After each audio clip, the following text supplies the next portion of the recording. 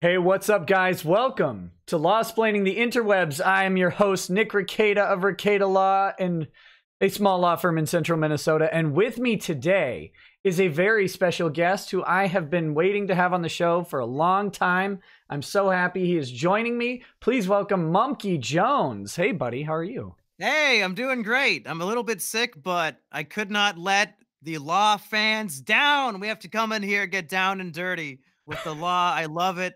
I'm here at midnight Eastern time, and I'm ready to go mano a mano with everybody's favorite internet lawyer.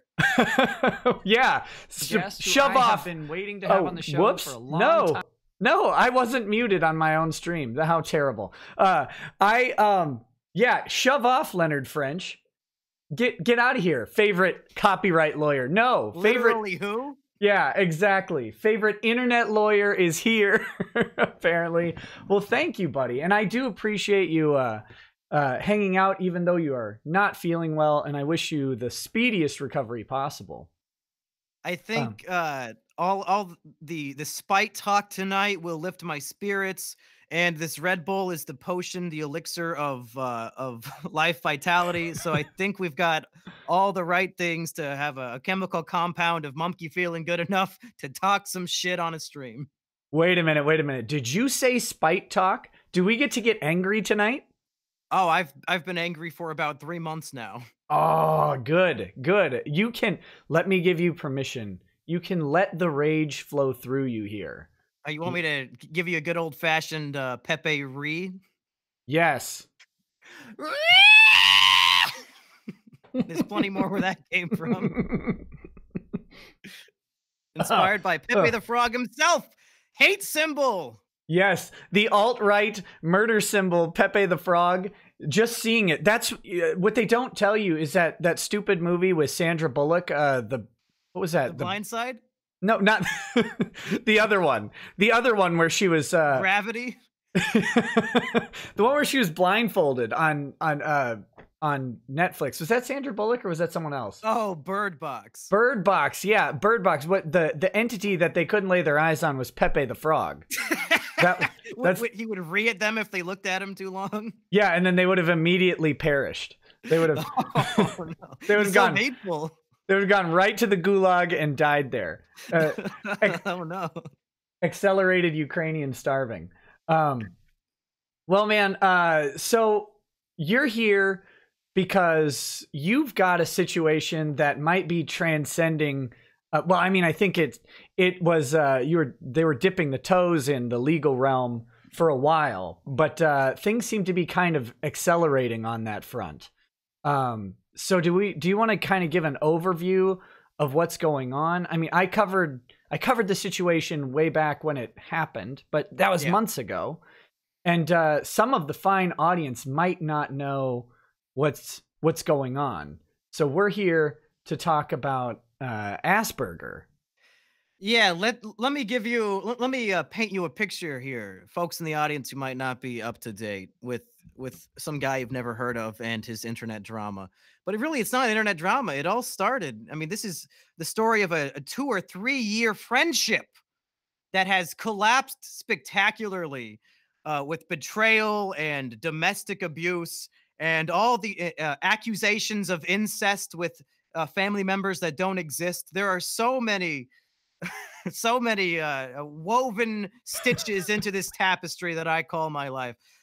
But a long story short, for the last 2 years, I've been really good friends with this guy who calls himself Assburger on the internet.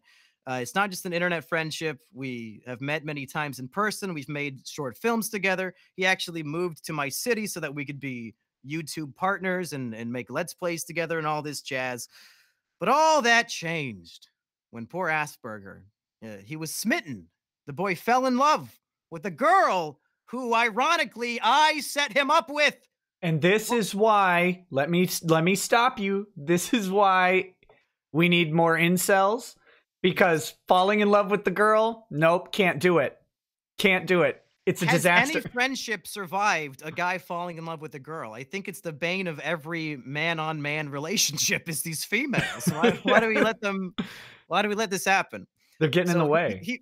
He falls in love with this girl and they start dating. I set them up, of course, because I'm a real hitch over here. And after about a month of knowing each other, he decides he's going to abandon me, abandon our Let's Play prospects here on YouTube, which, you know, probably a good choice for him because little did we know my channels would be terminated months later. So I Get guess he out. got out while the Get getting out. was good. He cashed in. He cashed in at the right time. You were Yeah. you were the 1990s tech industry, and and he was the one guy who sold it all. He sold his Bitcoin in what, December of 2016, and Yeah. then we all thought he was so stupid. So he moves in with this girl who lives down in Georgia, and pretty much stops talking to me completely because he's one of those, you know, pussy whipped guys. Once you got that girl, he obsesses over getting the girl. Suddenly, all of his male friendships, they decay. Whatever. What are you gonna do? Don't really hear from them very much. Don't talk to them very much until on Black Friday, November, what, 20, whatever the hell Black Friday was of 2018, that fateful night, I get some Discord messages from the girl saying that Asperger was beating the shit out of her and destroyed her cell phone so she could not call the police. And she had locked herself in a room that he was trying to break into, and she desperately needed my help.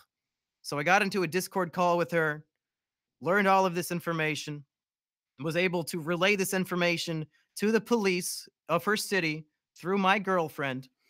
The police showed up. They investigated, of course, because that's what police do, and this is important. Some people involved don't believe that police do investigations on the scene.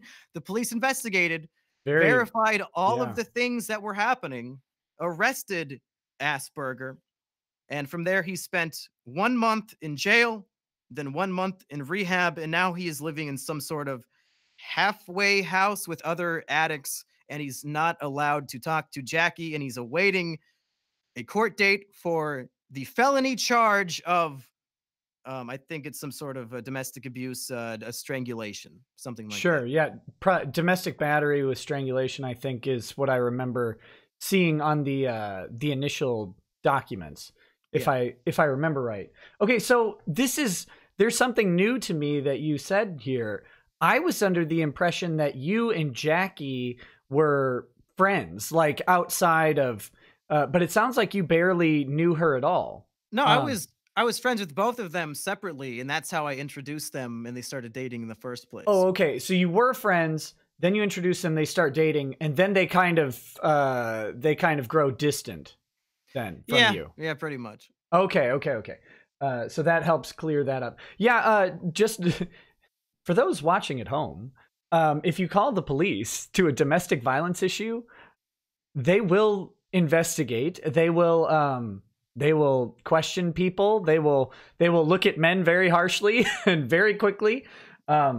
It doesn't even matter if the victim, who is the alleged victim, will say, it doesn't matter. There's my tell. Sorry, I learned the other day that I have a tell. I scratch my face. I don't know what the tell is for, but some very, very not autistic person on YouTube or on Twitter pointed it out as a gotcha.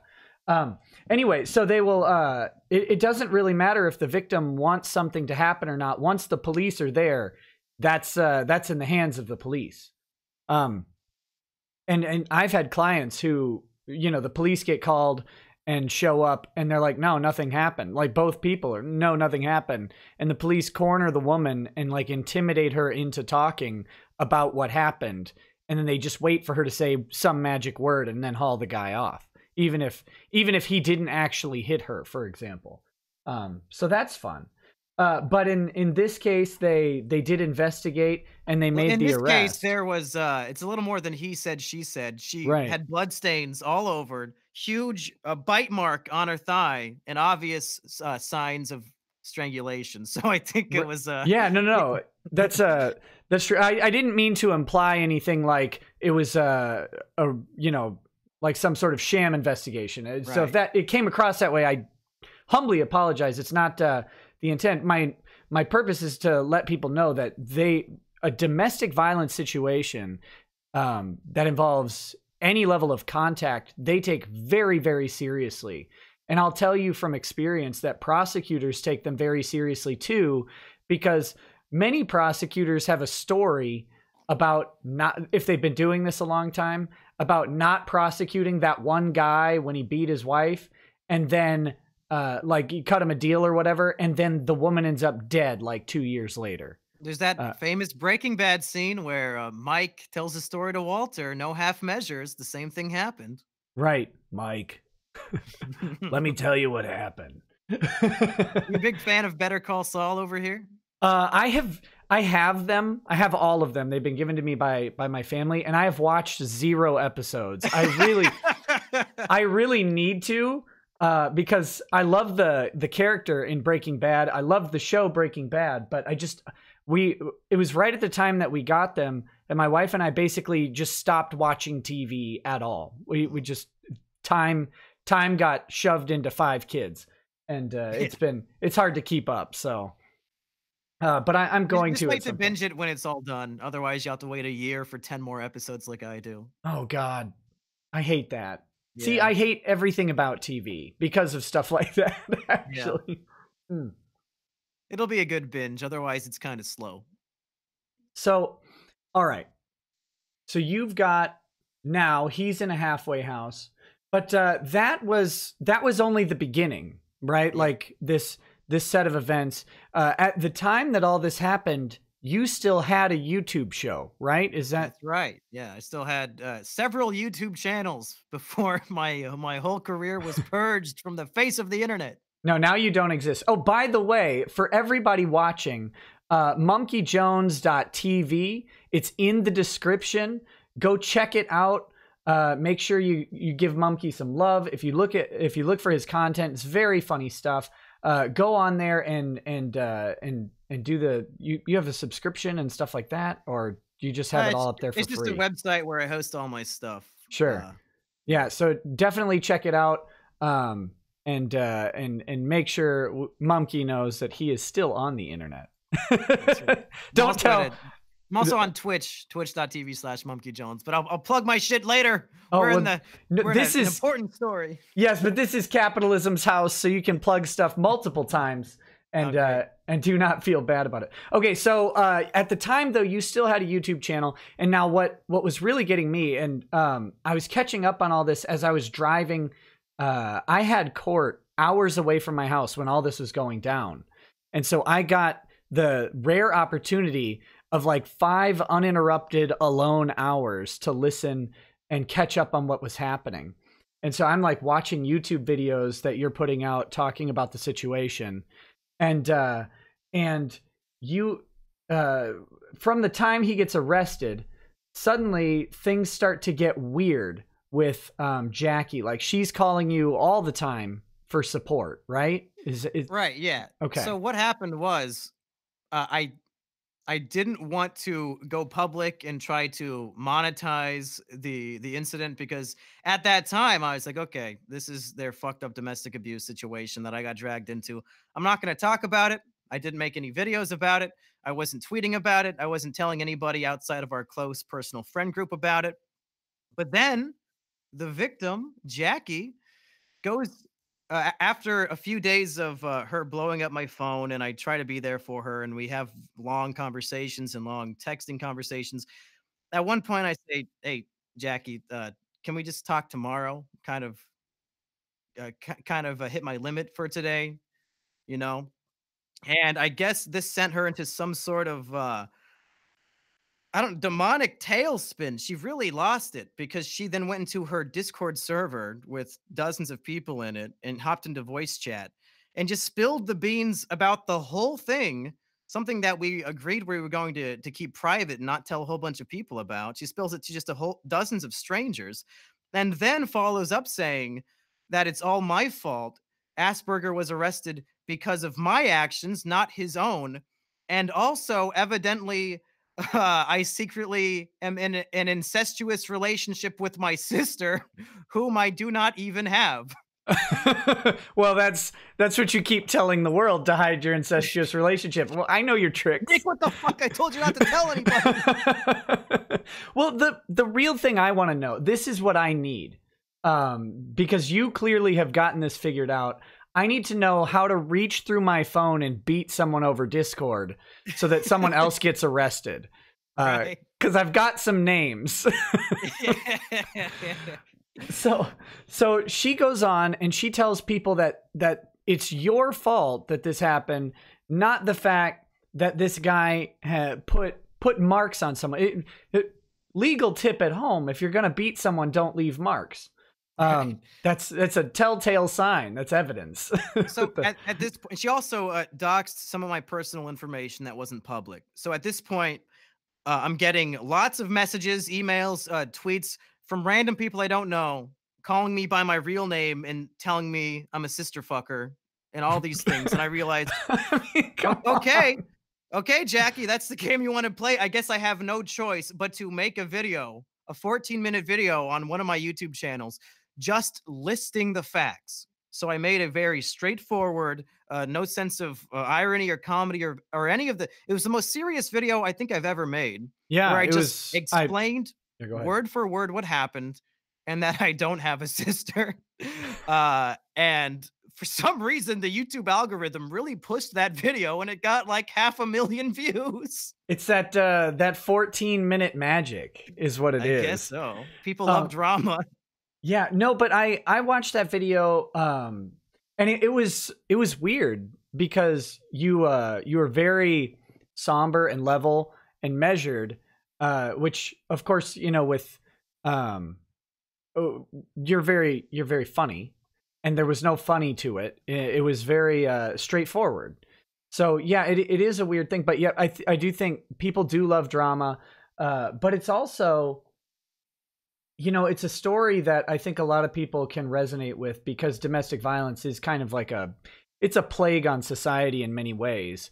And so everybody's got that. So it just, you know, it hits people at home in uncomfortable, but also reassuring ways, because it's like, here you are talking about the facts, and then people can infer that it, you know, this is a horrific thing that happened. It's not like it's not a joke or something that is light, like, oh, this guy he got arrested for carrying like a pound of weed, now he's going to go to prison. It's no, this person was put in real danger by this guy's actions. So yeah, so you put out this 14-minute video, it gets massive exposure, which is great, and then also simultaneously terrible for you. Right? Like, well, I mean, ultimately, it didn't lead to much, because a week later, YouTube laid down the ban hammer and deleted all of my YouTube content. Right. And now the big offending content, I believe, at least this is the speculation that I've come out with, and you can confirm, or I don't know if you can because of the way they work on things, but it was you did a video about Elliot Rodgers. Yeah, I got 6 YouTube strikes in one day, 5 of which were on Elliot Rodger content. So it was Some 5 of which had been verified by YouTube to be monetized and advertiser friendly. And then no, suddenly that's so terrible it deserves a strike and should be taken down. Right. So it was 5 different videos, or was it the same video? Or 6 different videos. Okay, so 6 different videos, 5 of them being Elliot Rodger videos. Yeah, all in the same day. And if you don't know, Elliot Rodger was a 2014 spree killer in Isla Vista, California, who claimed 6 lives and injured 14 others. Right. I made a bunch of videos analyzing his manifesto and really just making fun of him. And you can't do that on YouTube. You can't make fun of spree killers on YouTube because they're a protected class now. They are. I like as a non-joke. The media has run on, you said people love drama, but the media loves a bloodbath, right? Like that's been around for decades and decades, is that the media it survives on the bloodlust of the American people, so to speak. Although I don't think people actually have that bloodlust, but the media definitely pushes it. So yeah, so then you're off you're off the internet. Now, since you're off of YouTube, well, I mean, kind of.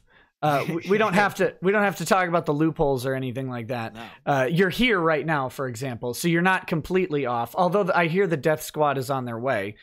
Susan Horseface sent me a DM and told me that they're coming for you, and just to keep you on the line. But no, so since you've been basically removed from YouTube, I guess what's happened with this whole Jackie. And is Brandon is his name, like the Asperger? Is it Brandon? Yeah. So what's happened with that situation since you've been tossed? They've done a lot of lying and implying a lot of damage control because I always forget the name of it. I get them mixed up. She has severe Stockholm syndrome. Or what's the one where you love the person who beats the shit out of you? Yeah, Stockholm syndrome. Yeah, she has the hardest case of that I've ever seen. And he, of course, is, I think because he was blackout drunk when he did it. And supposedly, I'm hearing now, she might have been drunk at the time too. But they're both claiming that he, I guess, did all the things I said didn't happen. He did not attack her. I lied to 911, and the police believed what I said from the call and arrested and prosecuted him based on my call and not their own investigation. And they've been trying to do so much damage control to make me look like the villain here, and that both of them are innocent angels who did nothing wrong. And some of these things they've come up with are really you have to see it to believe it, some of these. Yeah. If true that the police are prosecuting him based strictly on your phone call, God, I wish I was his lawyer. Like, that's the most fun you can have, is when they have no case. But no, I mean, obviously they're not going to do that. There's going to be a mountain of physical evidence. They're going to have any of the blood stuff. They might take samples of any blood stains that were on her. They're going to take pictures of all of the injuries. They're going to have their statements from that night. And even if they're drunk and claim they don't remember, I mean, that's going to be a rough trial. Like, this is serious felony territory. He's facing what, like 15 years or something like that, if I remember right. I think so. It's a bad one. It's not like, he brushed her and she fell down. Strangulation it's close to attempted murder. So let me ask you, because when this all came out, you did a stream analyzing the charges. So since he's a first time offender, and she, I guess, is planning on testifying on his behalf in court, although I don't know how much that really stands from the battered housewife when it's a state charge. It's a felony charge. So the state is going after him and not her specifically. What do you think the chances are of him just walking away with nothing? Very little. Really? You think he's going to serve some hard time for this? I think, I mean, hold on. If you don't mind me, I'm trying to find I don't have the documents handy, but what state was that in? It's Georgia. Georgia, strangulation, domestic. Let me just look at what the Georgia strangulation assault training. There. I don't think that's what we want. Let me see if I can find it real quick, because I normally have it in my I thought I'd have it in a folder. Family violence. Oh, this isn't helpful. Okay, so this is felony level.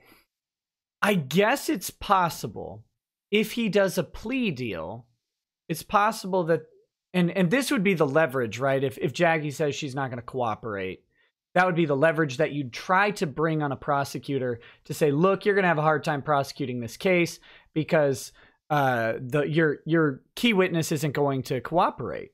However, you're a witness. Right. Because and nobody has, they obviously, when my girlfriend called 911, they got her information, but they have never tried to contact us at all to testify or give a statement. So maybe they just don't care. I think it's more that they're confident that they don't need a third party by phone if they're not contacting you. Okay. But they probably have obtained, I would guess, a record of her Discord messages and stuff like that to you already. But maybe they haven't. She did delete that account pretty swiftly, but I did screenshot everything. So I guess if you're listening, Georgia prosecutor, I got some documents for you. Yeah, and I mean, entirely up to you, but you would always have the option to try and figure out who the prosecutor is, which would be on the court documents, and contact them and let them know that you have evidence that might support their case. But that's entirely that's a personal choice, right? That's a personal choice. I never. I would have to do work then. Yeah, and you'd also have to, in some way, engage law enforcement, and I almost never advocate that. Because engaging law enforcement outside of you or your immediate family being in severe danger, well, you see what happens, right? Like, you've done a good thing in trying to help a woman live through a night, and it has done nothing good for you. No, almost exclusively bad.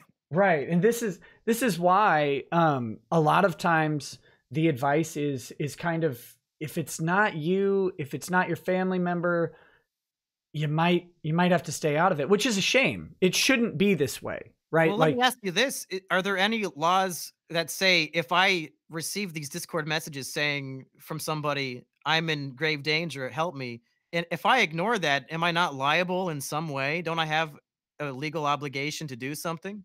No, you don't. It's a weird thing that we have in the US. In some countries you actually would be, but in the US, you have no duty to anybody outside of maybe your child or like a dependent adult who's disabled or something like that. If someone, falls in the water and is drowning right in front of you, you can just kind of pull out the popcorn and watch, frankly. I mean, not that you should. That's awful. I mean, at least get a rope. You wouldn't be expected to go help because then they might make you drown too. But right, you would think you would at least have to call the police. But let's say they're on fire, and you've got a fire extinguisher, and you've got that, and you've got a mug of root beer, and you figure, I really want a frosty mug, right? Like, and you point it away from them and look at them while you chill your root beer. There's no duty to help. There's no duty to assist. There are protections for people who do and end up injuring someone in a good faith attempt to assist, but people often confuse. Those are called Good Samaritan laws, and people often confuse those two. They think a Good Samaritan law means you have to be a good Samaritan to somebody and you have to offer some measure of assistance, but it's not that way. The government can't compel you to act. Even in very, very limited circumstances, you can make an argument, but I don't know of any of them succeeding. Like if you're a cardiologist and the guy next to you has a heart attack and you're like, well, but I'm not on the clock. They might at that point be able to do something, but even that, it'd be really, really hard to do. They really don't they really run into First Amendment issues with forcing people to act when they might not want to. Yeah. So no, you wouldn't be liable for that. But perhaps I would be morally liable. Jesus would not forgive me for this. That is probably true. Although I think Jesus might forgive you. He'd be like, perhaps Muhammad will not be so gracious. Right. But see, Jesus would be like, yeah, but it's okay because, those 4 Samaritan prostitutes drowning in the well, I let them stay down there. I know what you're going through. I'm just kidding. That was in the 12 to 30 years of Jesus, I think. No, no, but yeah, that's the reality, right? It's societal, it's personal, it's moral. That's where our impetus to help people is supposed to come from in our free society, and that's where it needs to stay. Because imagine if you got those Discord messages, but you weren't there, or like if people just to troll just sent out fake SOS messages to everybody. So everybody always has to call the police on every. Yeah, I see where you're coming from on that one. Right. There's just too many. Yeah, there's too many variables on there. Real quick, I have a couple of questions from the chat to break this up, and then we'll get right back into the story. Okay. both of you guys, your favorite chaos god. That's from Hard Light Hub, and also from Nettle. They asked the same question. Is this like a specific thing, or they just mean in general chaos gods from mythology? Chaos gods from Warhammer 40K, I think, is what we're going with. I'm not a fan. I'm not aware, so I'll just cop out and say Loki from the Marvel movies. There you go. There you go. So Siege. It's Siege. That's what we'd go with. Oh no, that wasn't from the same person. That was just my guy sent it twice. The next one was from Nettle. That's not from Mumkey. We'll save that one for later. Pony Cordero says, can Mumkey advise Asterios to cut a track of him singing Dracula's super spooky 911 candlelight vigil? If you're not aware, Asterios Kokonos, on the 1-year anniversary of 9/11, so back in 2002, when he was still in college, him and his friends got together and made I think it's a Monster Mash parody song about all the monsters doing a 9/11 candle vigil, and it's a great song, and it's up on YouTube if you want to go listen to it. Oh my goodness. Dracula's super spooky 9/11 candle vigil by Asterios Kokonos. Is that on his channel? No, it's on some random channel from like 12 years ago or something. Oh my goodness. Well, if he's looking for a job, I mean, maybe that's not helping. Just kidding. Just kidding. Just kidding. Shark Week says, Nick, have you done any videos on the works of Francis E. Deck Esquire? No. I was wondering if maybe you'd have any insight on his To All Judges appeal. I'd have to look into it. I have no idea. KTTK says, would you eat a cheeseburger out of a trash can? I think that one's to you. Is it wrapped up in the McDonald's paper, or is it half eaten and sitting on top of other garbage? Assume both to be true and argue each way. Okay.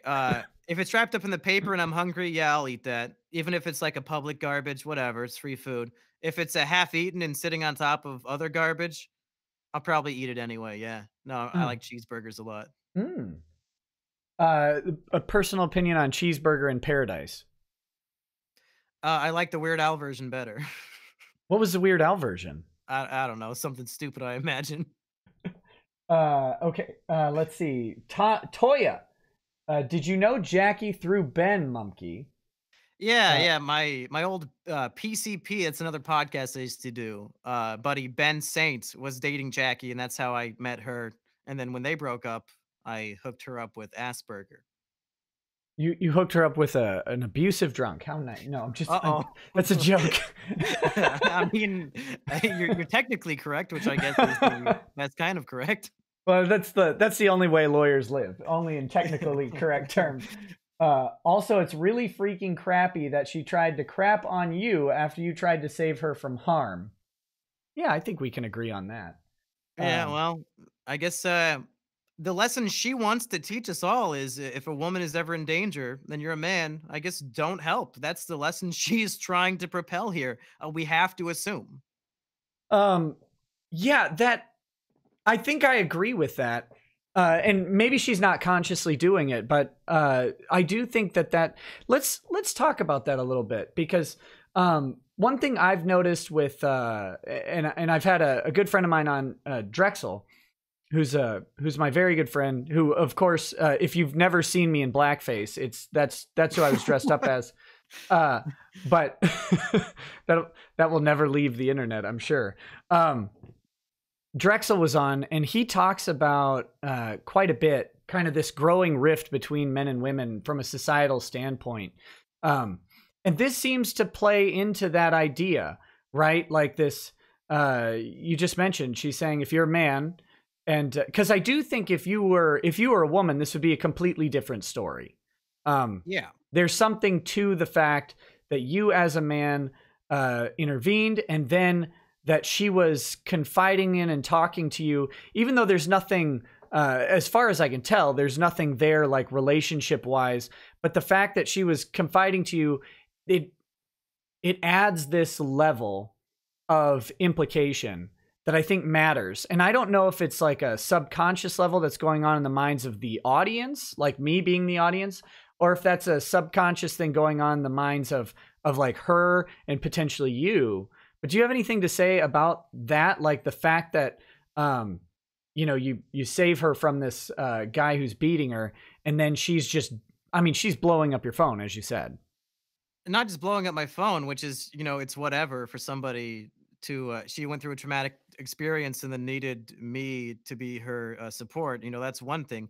But now that both she and the abuser are actively trying to ruin my life and get me into legal trouble and all these things just because I helped, it it really makes you think, and people like, Dick Masterson, both of our mutual friend, when this all happened, he's like, "Yeah, Mumkey, you can't do it. Never get involved in domestic abuses. Never, ever, ever do it." And I had so many people saying that, and I'm thinking, well, I feel like I did the right thing, but now I'm being just shit on, and a lot of people are saying that it wasn't the right thing.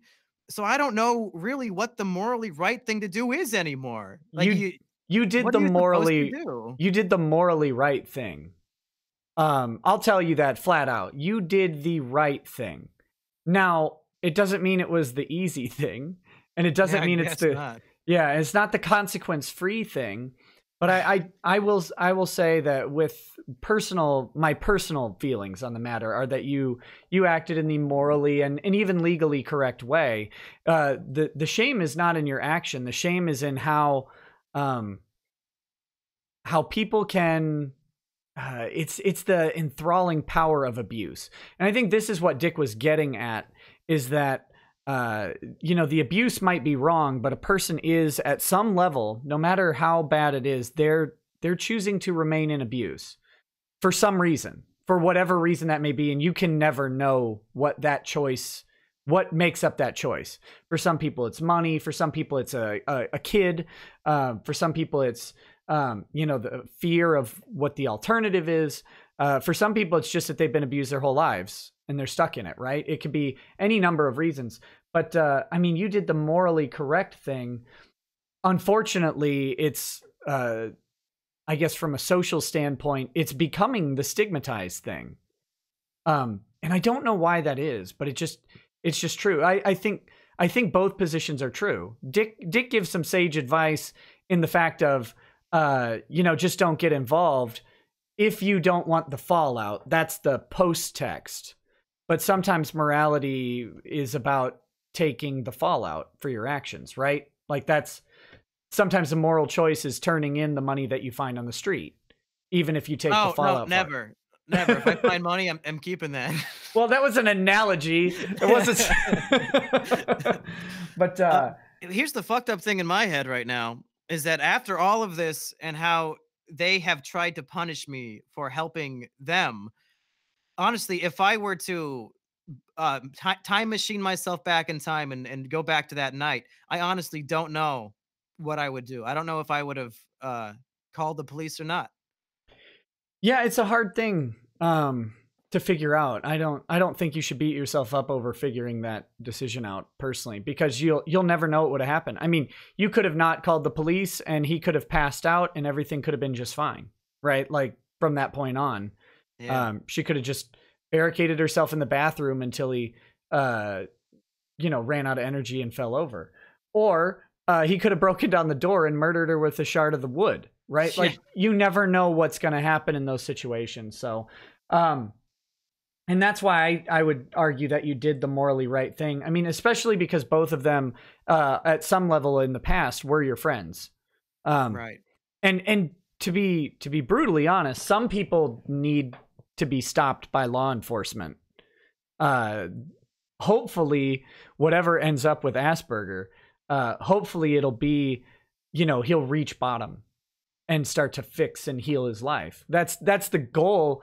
Like that's the stated goal. I know I have a very cynical view of the law enforcement system, but that's the actual purpose of it, is to get people when they finally hit that bottom, to give them, you know, a springboard to start rising back up, I guess, if we want to put it that way. But That reminds me, I think we might have got sidetracked from something because you were looking up strangulation felony in Georgia. yes. We were going to see your estimate on what he was going to get with or without a deal. Oh yeah. I so what I was having problems finding the actual statute. There was like a Reddit page or something with all of this, wasn't there? I'm not going to find it. But based on I guess my experience in Minnesota law, which is probably not very far off on something like this, if they're able to leverage the fact that she's not going to testify or not going to cooperate in testifying, and the prosecutor will have tools to try and compel her to, like he could threaten her with filing a false police report. He could threaten her with interfering or obstructing justice in her other statements, or lying to police and stuff like that at previous encounters. But is that a meme, or is there a law where a spouse doesn't have to testify against their spouse, but I guess they're not married? Yeah, that spousal privilege goes away in domestic violence situations, actually.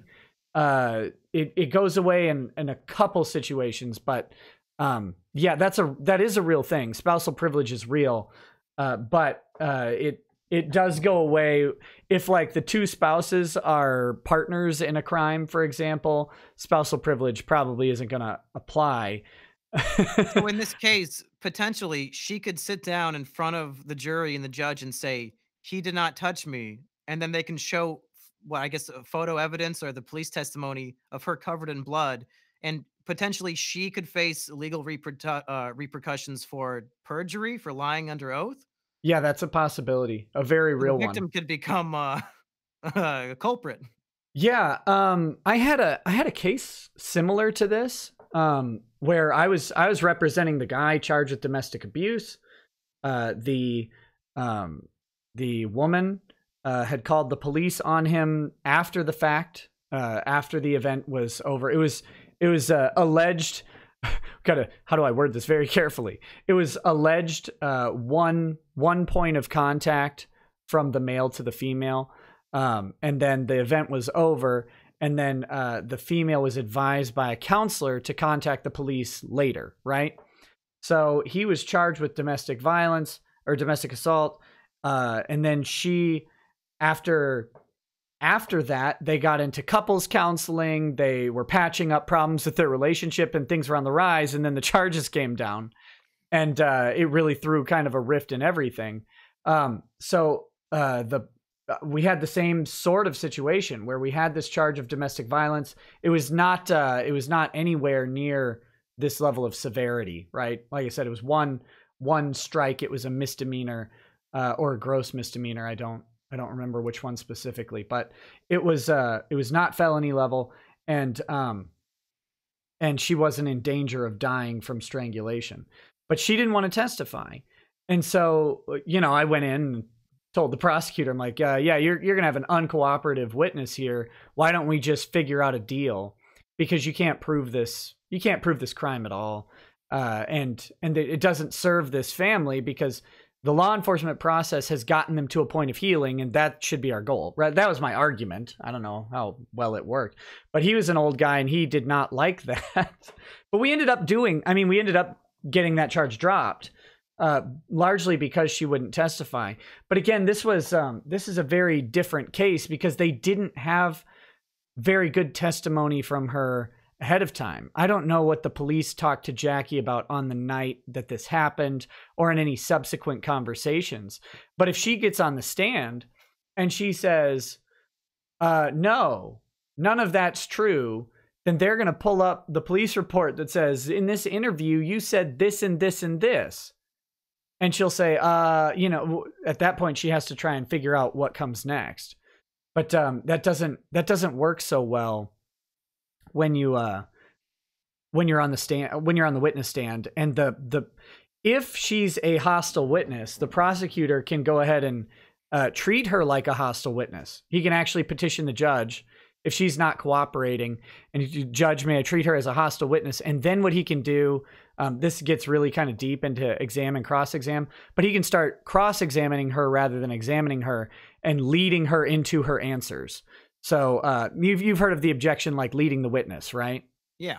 Yeah. So when you're doing a regular examination of a witness, you can't and they're beneficial to your case, you can't lead them to the answers that you want. You have to ask kind of open-ended questions and let them go through. But when you're on cross and the witness is opposed to you, you get to ask them questions like, isn't it true that you did this or that you said this? And then that puts them in the perjury trap, where if they say no, then you can point to where they said yes, type thing. And yeah, so that's what a prosecutor would likely do there if they think they have enough physical evidence to go with it. I think his only hope of getting out of jail would be probably, a lot of treatment plans and probation on a plea deal. But I don't know too many prosecutors who would want to do a no jail time plea deal on a felony domestic. So I think he probably does at least a little bit of time. Well, let me throw this puzzle piece into it. I don't know if this will be relevant at all, but his father, Assburgers' father, who lives in Florida, is a former federal judge himself. Could he easily pull a few strings here and there and get his son off scot-free? I mean, as a federal judge, he probably does have some connections, so it's possible. But I mean, it's two different systems, right? The federal versus the state system. The felony domestic is going to be in Georgia, whereas the federal system would be in the district, whatever district in Georgia he was in, which it'd be a little different. There's going to be some overlap. I don't know. You never know what political strings people can pull, but I guess that's possible.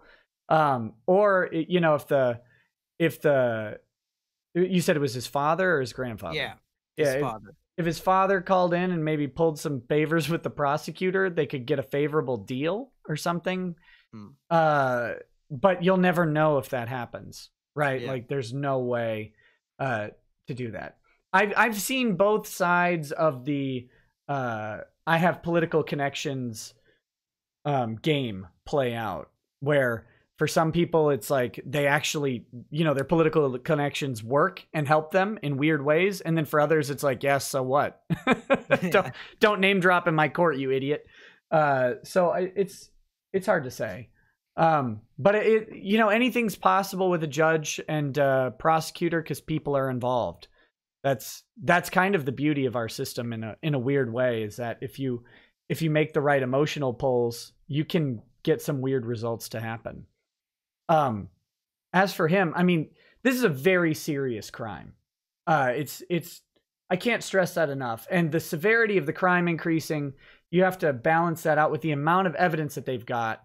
I mean, they're on the scene. They know he was very, very intoxicated. They have pictures. I'm guessing they have pictures of her covered in blood. They have pictures of the bite marks that were on her thigh, I think was part of the initial report. Well, yeah, it was in the police report. Does that mean for a fact that they would have taken pictures, or would we just be basing that off of the cops writing it down? If they wrote it down, man, I can't imagine they wouldn't take pictures. Especially when they hauled a man off and he was in jail for a month. Yeah, that to me, that tells me that they're very confident in what's going on.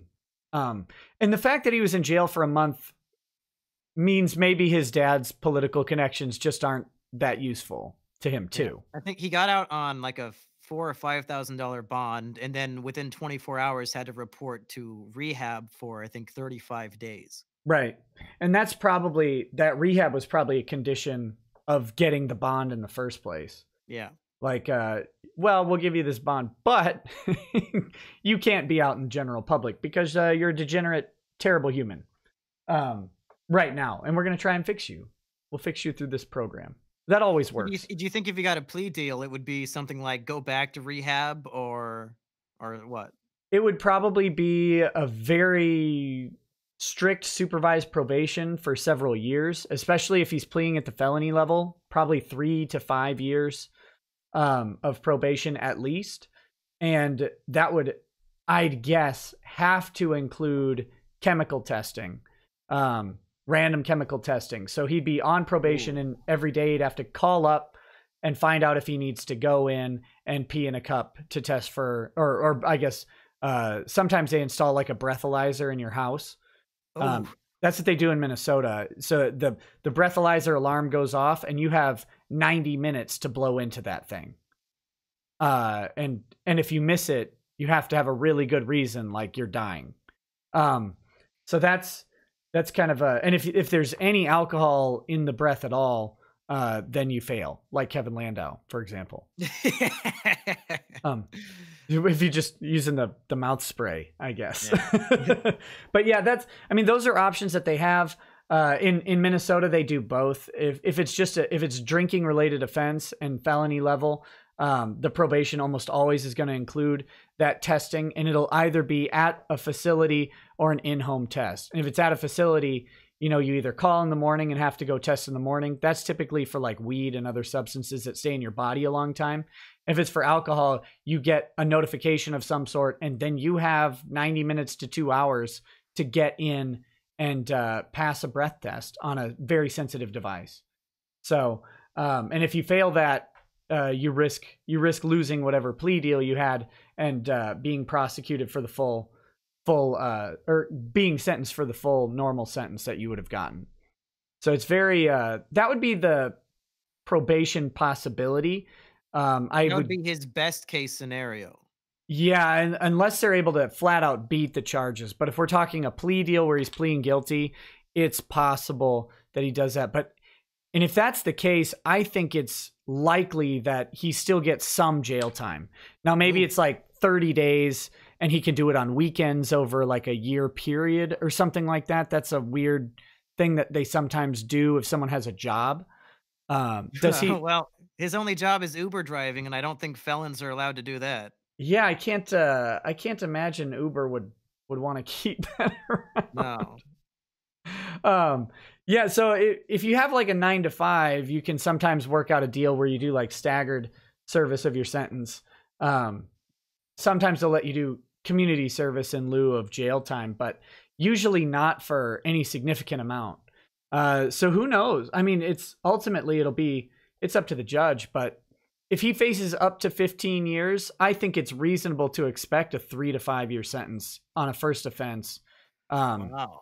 On a first offense, I mean, that just, I don't know, maybe I'm a law normie here, but it seems so crazy that a first offense could lead to like 5 years in prison, but I guess it happens all the time, huh? When you're strangling someone and they're at risk of death, Yeah. that's when those first offenses start to look really bad. But so is his record completely clean? Does he have any offenses that you know of beforehand of any kind? He's had many interactions with the police before, one of which I had to save him from when like his family would send a wellness check to his house when he was living here because he was threatening suicide over the phone. Sure. Then I had to go get the police to go away and babysit him for the rest of the day. But I don't think that would be like on his record or anything. Right. Yeah. If it was just like a well check or something, it wouldn't. But I was wondering if he had any like drunken disorderly conduct type things or any alcohol related crimes. I don't think so. No. Yeah. If he had any of those, that would be really bad, even if they weren't like, major crimes. But if it was a pattern of drinking related offenses, that could escalate things. He had a restraining order, I'm guessing, imposed upon him. Do you know if he violated that at all? I guess that like against like he can't talk or see Jackie. Yeah, I mean I think immediately they would have imposed that restraining order. Yeah, that is confirmed, which is why he's stuck in the halfway house. So we know for a fact that she has been live streaming and that he was in the chat watching the stream, but I don't know if that would violate the restraining order. And I don't think that the court would even care about that. He was in the chat, but was he trying to talk to her? I think it just showed that he was there watching. I don't think he said anything to her. He tweeted out happy birthday on her birthday, but he didn't say to who. But this seems like we're just getting in the weeds here with that kind of stuff. Right. Yeah, those get really weird. What I would say is if it was a prosecutor I know, they would try and use that appearance in the chat on a live stream to argue some sort of intimidation or intent to break the thing. It wouldn't work if you have a good defense attorney, but they would try and bring that up. I mean, I've seen some really weird I've seen some really weird violation of restraining orders. Someone pointed out that the max time for this would be 20 years. And I actually found the crime and offense in the Georgia Code. So it's aggravated assault, and it's 16521A3 with any object, device, or instrument which, when used offensively against a person, is likely to or actually does result in strangulation. That's I don't know if that would include their hands, but any object, device, or instrument is likely to or actually does result in strangulation. I think they'd argue that for sure. But yeah, except as provided in section C through K of the code, a person convicted of the offense of aggravated assault shall be punished by imprisonment for not less than nor more than not less than 1 nor more than 20 years. So they do have a mandatory minimum of 1 in the statute.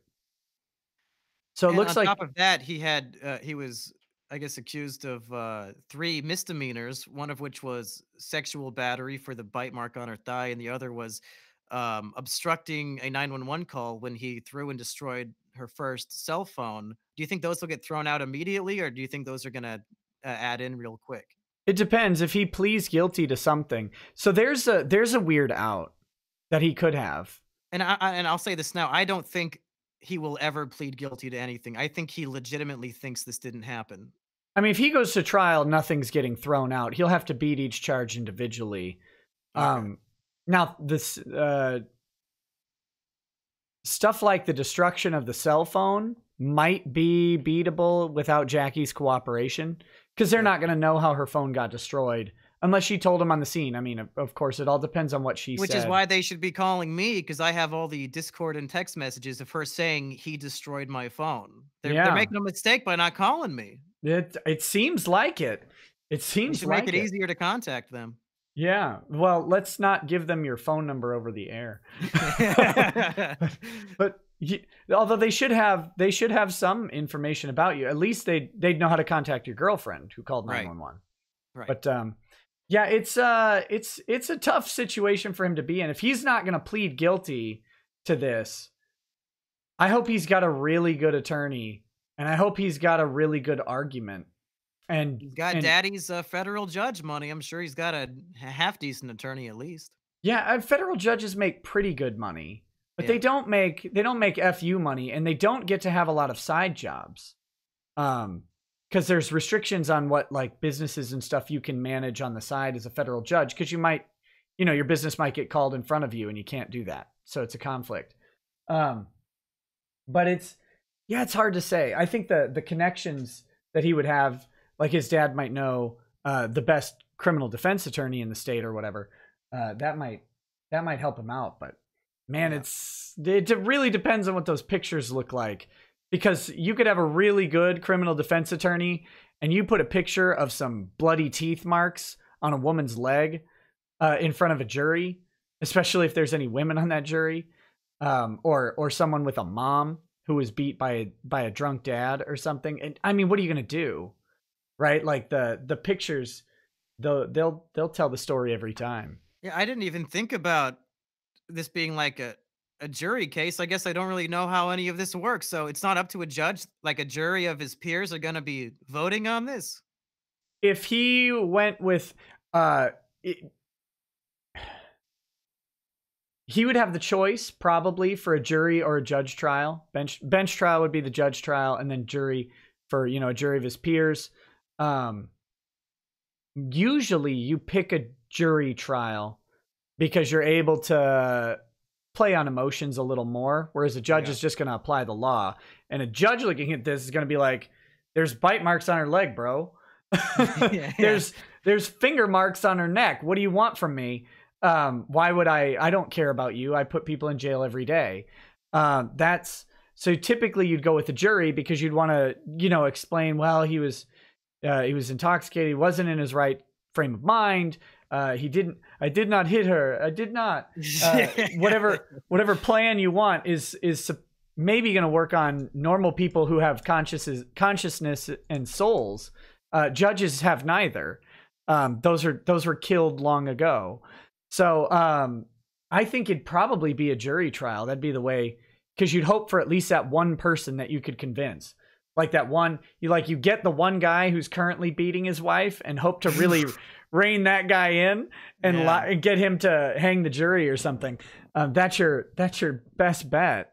But so it probably would be in front of a jury. It's probably going to have pictures of the victim. The interesting thing would be, I guess the interesting strategy would be if you put the victim up on stand and she was unreliable to the point where they're like, well, but she lied on the stand, so maybe she lied about all of it. But But then you just go to the cop's testimony and then you're done. Yeah, it's a ballsy strategy. I wouldn't want to run it. If I were his attorney, just based on what I know, we'd be talking very seriously about a plea deal. Because it ultimately, at the end of the day, it comes down to how do we fight the evidence that they have? And I mean, if she reported him a week later and the bruising was faded or gone, that's a whole different case. But having him show up on the night, that's gonna be tough.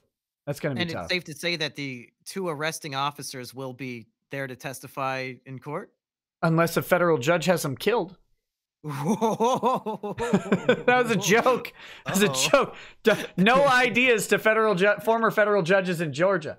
They would. I mean, these types of things, the court's gonna look at getting a trial in their calendar.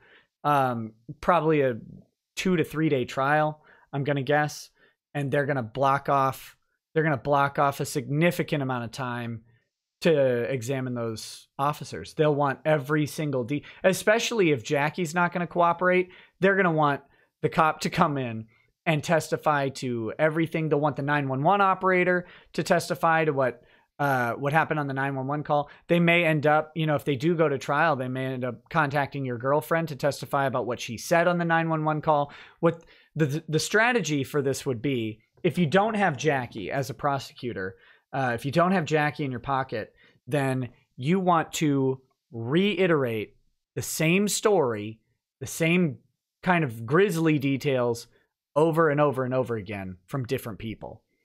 And from the same people. So you're going to have the cop talk about what he observed when he first got there, like her laying in a heap or sitting in a heap, crying in the bathroom. He's going to immediately notice the bruises on her neck. And then it'll be like, okay, well, when you examined her, what did you notice? Well, I noticed the bruises on her neck earlier.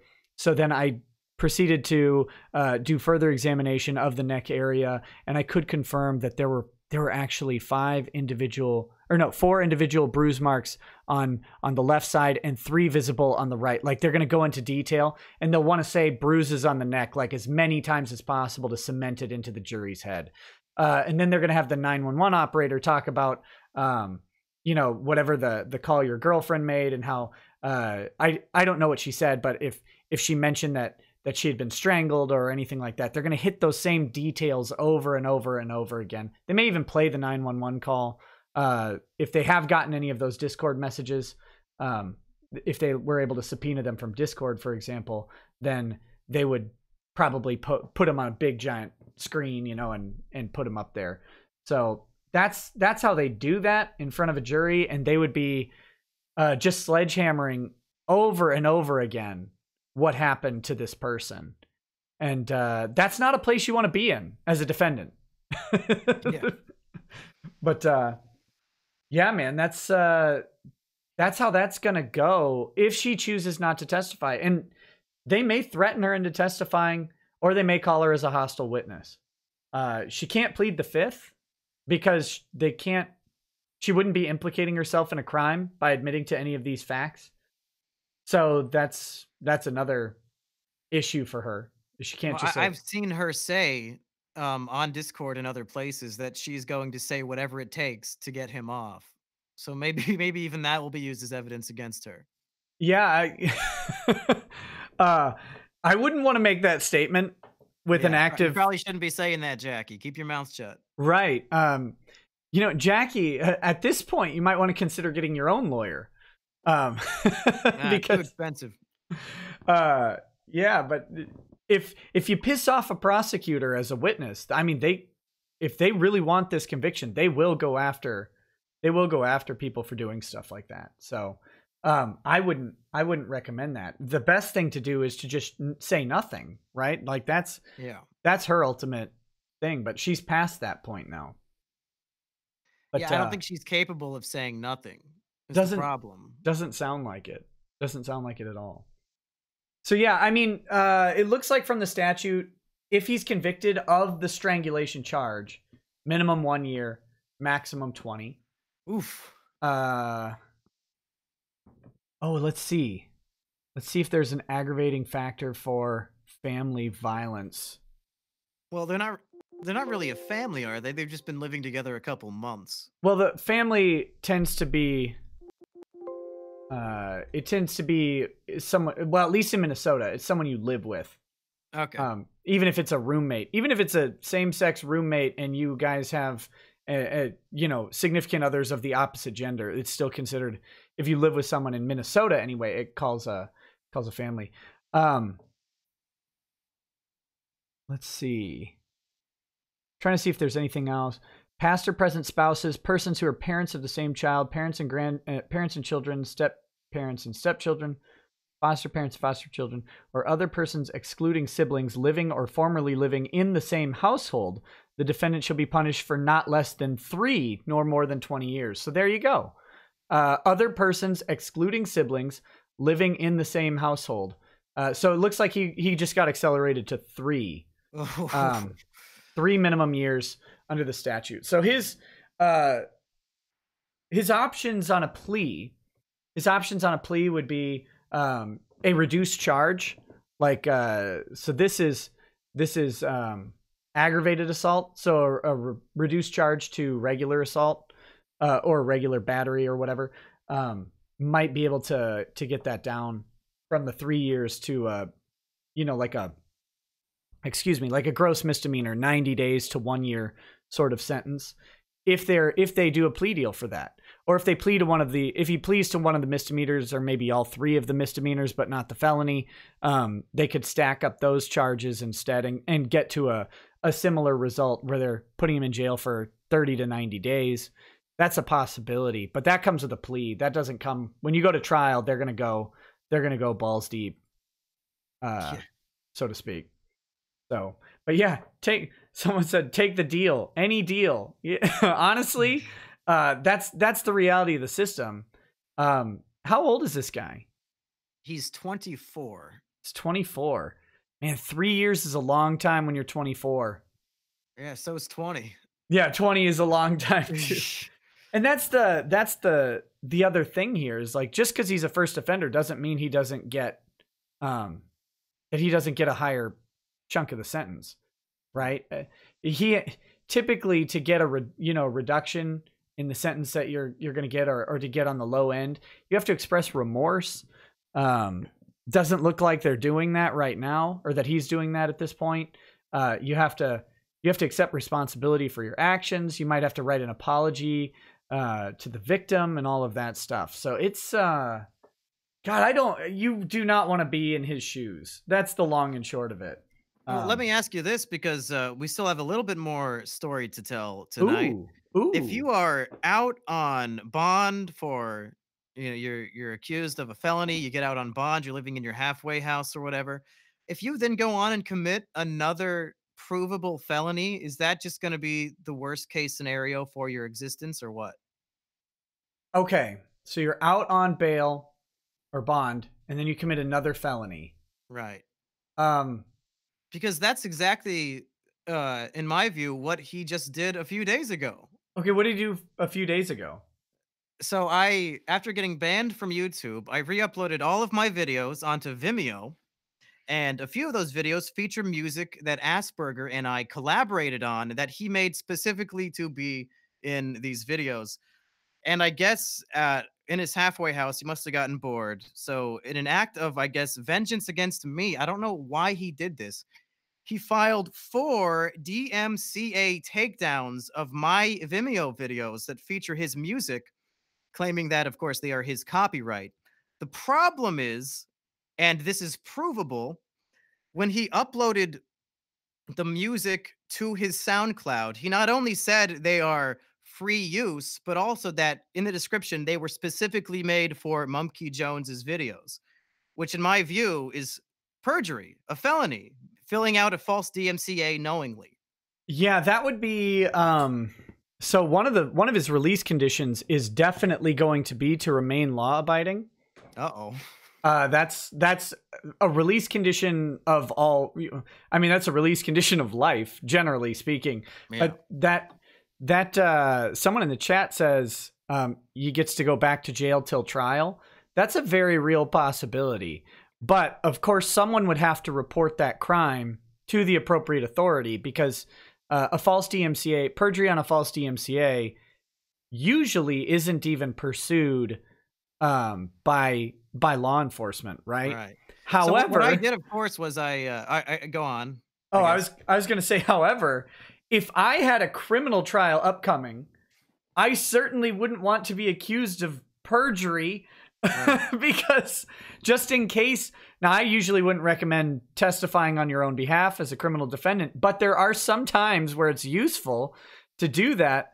And so, but if you're accused of perjury, that's not going to go well for you. You may not get to that strategy gets cut off. Yeah. So what yeah. I did was I filed the counterclaim through Vimeo, and I posted evidence that I do have copyright permission to use this free use music that he specifically made in collaboration with me. And Vimeo told me, okay, we sent this back to him. Now he has 10 days to send us a court, whatever the hell. Yeah, and like a if lawsuit. he doesn't, we're going to put back up your content. Right. So I guess it's up to him if he wants to pursue his own perjury. Yeah, so he would have to file an actual copyright lawsuit in federal court. And he knows he can't do that because he would lose immediately, because he perjured himself. Yeah, that's pretty interesting. Again, that's one of those things that the prosecutor is going to have no way to know unless someone were to tell them. Right. Now, whether that someone is you or whether that's someone who's a fan of yours or whatever, there's a number of possibilities. But I'm sure Vimeo would be happy to comply with any request for information about those DMCA claims, and of course, there are other people who have that information as well, like you, for example. Yeah. I wouldn't want to be that guy. The interesting thing, this is a really interesting thing that could happen. Well, I guess not that interesting, but judges. So if you're not convicted of another crime, that can't be used against you to prove that you did a crime, right? Like they can't say, well, he perjured himself here, even though he's not convicted, so that means he beat her the other day. However, on sentencing, a judge can go ahead. A judge is able to take what's called the totality of circumstances on sentencing. So a judge can honestly say, okay, well, we're going to your sentencing now, and I see that in your probation period, you did a false claim against the guy who reported this crime. You're trying to tell me that you have remorse? You're trying to tell me that you should have a reduced sentence? You're trying to tell me that we should downward departure from the guidelines? No, in fact, you clearly don't have remorse because you're going after actively the guy who tried to save your girlfriend from your murderous rage. Right. A judge is allowed to do that on sentencing, and you even if you can't do that during the trial itself, and a prosecutor is allowed to, on sentencing, bring that information up. They can't bring it up to a jury because it could prejudice the jury, but unless they were trying to use the perjury information, which would probably not work. But if they were trying to use the perjury to discount his testimony, but without an actual conviction, that's probably not going to happen. And since it was subsequent to the other crime, you're not going to get a conviction for the perjury first. But they could use it absolutely on sentencing, and that could be very bad for him. And if they've already got a guy who's a domestic abuser, they're much more likely to toss a felony perjury charge onto someone than they would be otherwise, or recommend them, I guess, to a federal prosecutor for felony perjury charges, because DMCAs are going to be federal. But yeah, I wouldn't want to be him doing that. That could certainly not his smartest move. No, and that could certainly aggravate any sentence that he's going to receive. They could go ahead and the judge can just use his discretion and say, no, this guy's clearly a menace. He hasn't learned his lesson yet. So here's the final piece of this story thus far. I get these DMCAs, which of course provide me with his name, legal address, and phone number as listed by him. And in my mind, and I posted a video about this the other day, some people might have seen it, but when he moved out of Raleigh to go live in Georgia with this girl, he left a big box of kitchen supplies in my house. You got pots and pans and a pressure cooker and all these things. And it's been about half a year and he has not retrieved them yet. So I did a little digging around online to find out the legal protocols for his property to be considered abandoned at my residence and for me to be able to do with them whatever I want.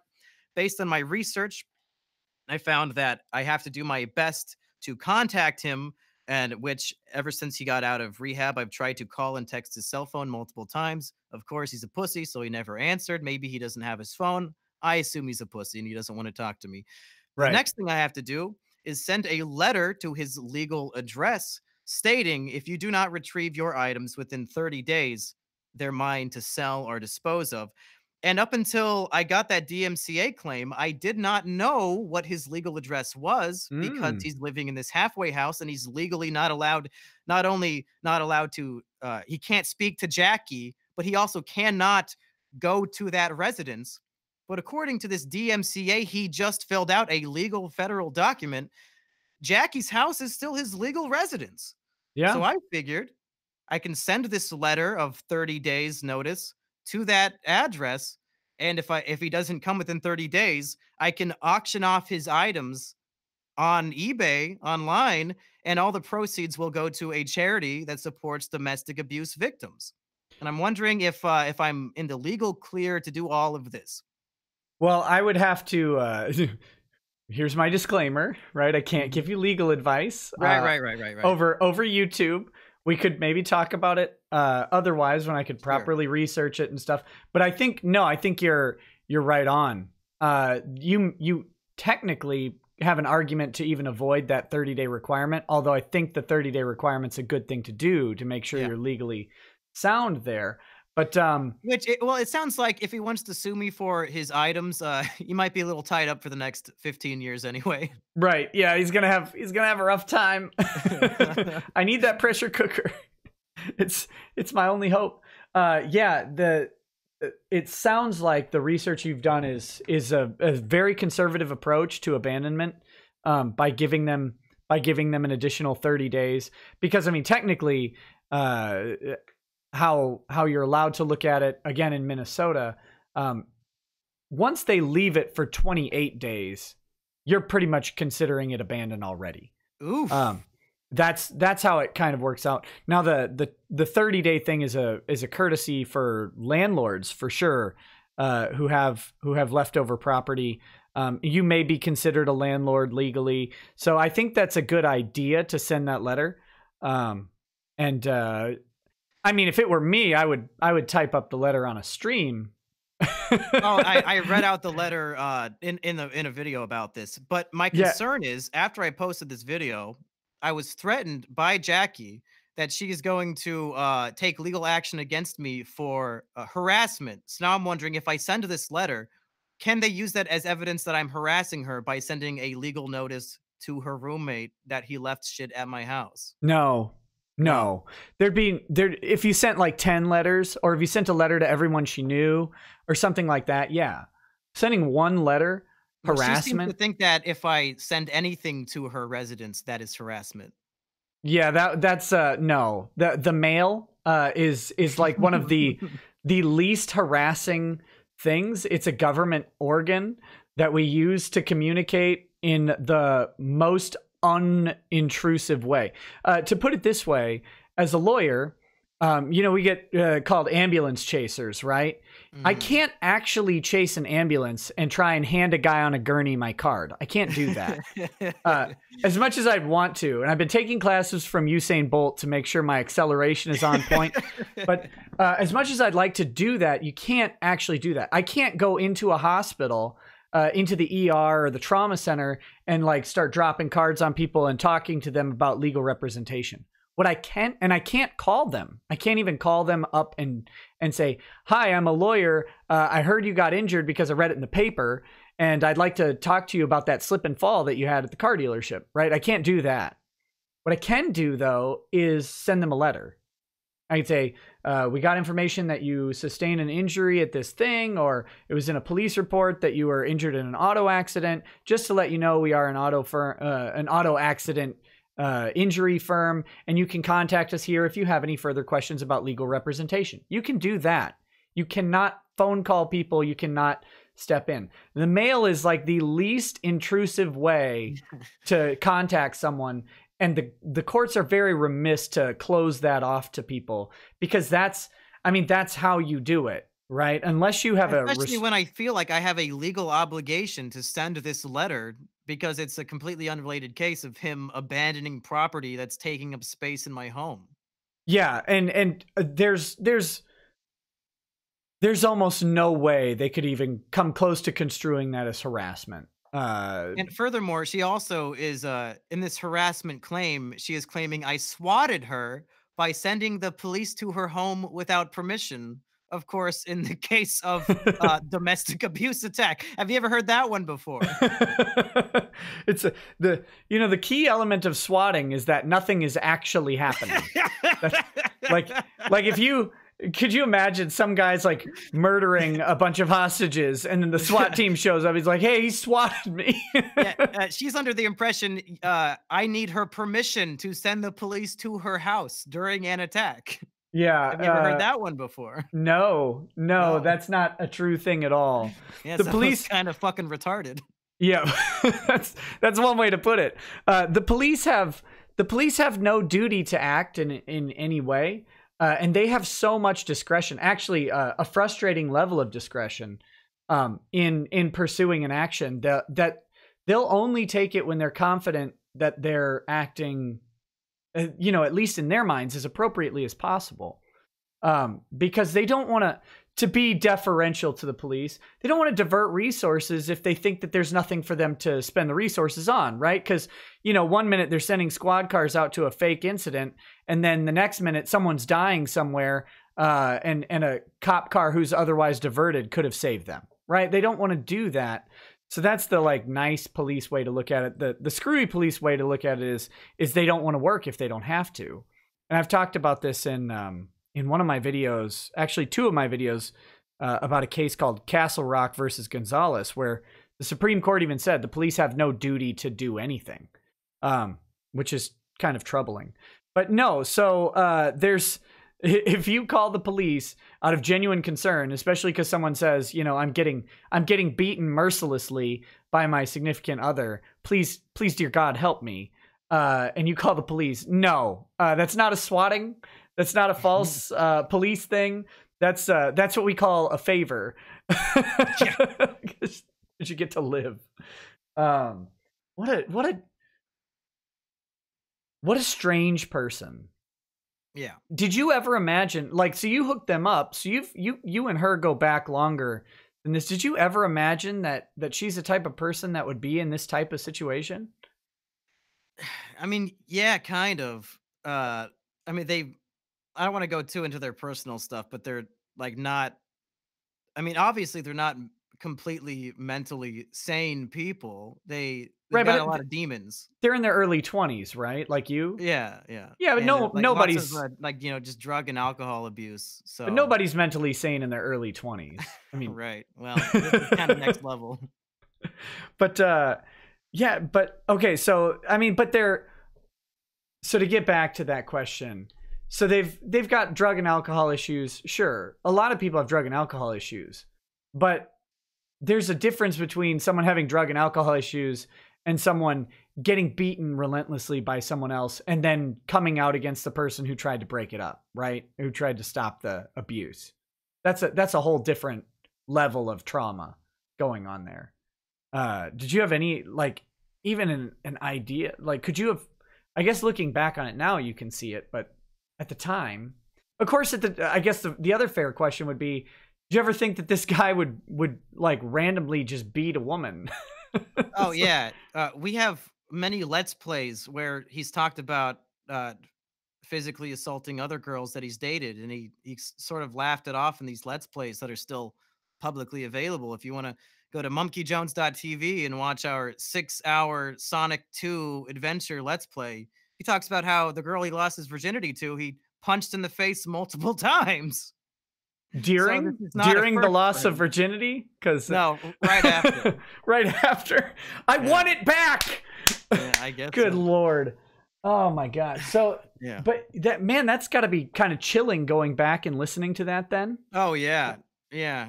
It's and he's also been the type of guy who never takes responsibility for any of his actions, even something as small as uploading a Pokemon Let's Play. It was always everybody else's fault that it was late. So I'm not surprised at all that when it comes to committing felony aggravated assault, it's also somehow everybody else's fault other than his. Well, you got to understand, they had Nintendo Power Gloves on. They were directing his hands. That's yeah. I was controlling him from a state away. See, it comes out now. That's what happened. Now we know the truth. That's my confession. You orchestrated the whole thing. Put it. Get Lando on the case and put it in the document. I brainwashed him into doing it. Yeah. Oh my goodness. Jeez. Oh no, I think that "give me my virginity back" thing might have gone wrong. Oh well, when jokes go too far. They need that Fox special. Do you remember, I don't know if you do, you would have been pretty young, but when all the Fox, like when reality TV was just getting started, it's like "when animals attack" or "when disaster strikes." They need one for when jokes go too far. Like have a very serious narrator. Just be a steady stream of the Dick Show. Yeah, exactly. The Dick Show and the Kill Stream. Simulcast. Well, man, that's a wild story. I guess the summary is, I wouldn't want to be in his spot. I wouldn't want to be in his position at all. That's a nasty charge. It sounds like the evidence against him is pretty brutal. Jackie can try and resist testimony. I'm guessing they have enough to go off of. All they have to do is convince a jury that this guy definitely beat her. So if you want to look at it as she's not going to testify. Okay. So what do they have to prove to a jury? They have to prove that he's in the room. She's in the room. She has bruises and blood all over her, and he caused them. So what's the alternative? And very specifically, I mean, if you have a picture of a bite mark, can't you just line that up to his teeth? Right? That might be kind of tough after the fact, unless he has distinctive teeth. I mean, you could hire. He has perfectly straight teeth. Maybe. Yeah, if you could hire an expert and try and do that, but you're not going to need to, man. The question is that the jury's going to be thinking is, if he didn't beat her and bite her, who did? Yeah. Right? And if they don't have a plausible person to say, oh, by the way, Mumkey Jones was at our house and he was beating her, right? Like, good luck. Yeah, they're going to have some sort of alternative explanation to feed to a jury to raise that level of doubt. Now, it could be done, but you better be able to show it. Like, who is there? Why haven't we heard of this person? Why didn't you report this person who beat your girlfriend? Why didn't your girlfriend ever mention him until now? Like, you have to answer these questions. How dare I misgender the fictional assailant? But you're going to have to answer these questions to raise reasonable doubt to a jury. The reality is that, I mean, if they've got pictures of the wounds, they can place both of them in the same room. They can corroborate it with a 911 call. They may be able to corroborate it with Discord messages. what the hell are they going to argue? I mean, maybe they've got Johnny Cochran Yeah. defending them from the grave, but it's not a winner of a case, that's for sure. From a defense perspective, that's a plea deal case if you've ever heard one, and you plea hard and you negotiate very well. That's where you lay that federal judge card. That's where you talk about how remorseful he is and how it was the alcohol's fault, and he's done rehab and he wants to go back because it was so beneficial. That's where you start playing those cards, is in a plea agreement. You don't get to do that in front of a jury. But you said you don't think he's going to plea, so that's a nasty spot. In my experience of knowing him for 2 or 3 years, he would never, ever take responsibility for his actions under no circumstance, ever. Yeah, unless I guess his lawyer advises him to. Well, Assburger, listen to your attorney. That's the only advice I can give you. You've got one. I don't know if you hired him or if he stayed appointed. Listen to your attorney. That's your only hope. Otherwise, 3 to 20, man. I don't want to go to prison for 3 years, much less 20. Well, that's a wild story that you're involved in. Okay, so let's take a pause here and tell people where they can find you now, though. So we've got mumkeyjones.tv. Right. I do most of my business now over on Twitch at twitch.tv/mumkeyjones. If you want to watch my edited videos and all those things, my back catalog and all the new stuff I'm making daily, go to mumkeyjones.tv. The .com doesn't work anymore because somebody else owns that. It might go to gay porn, so viewer discretion is advised. But mumkeyjones.tv definitely works. And I think those are the two worth mentioning. Yeah, there you go. So check him out on Twitch, and I'll add the Twitch, twitch.tv/mumkeyjones to the description when we're all done. People should definitely check you out. Very funny guy.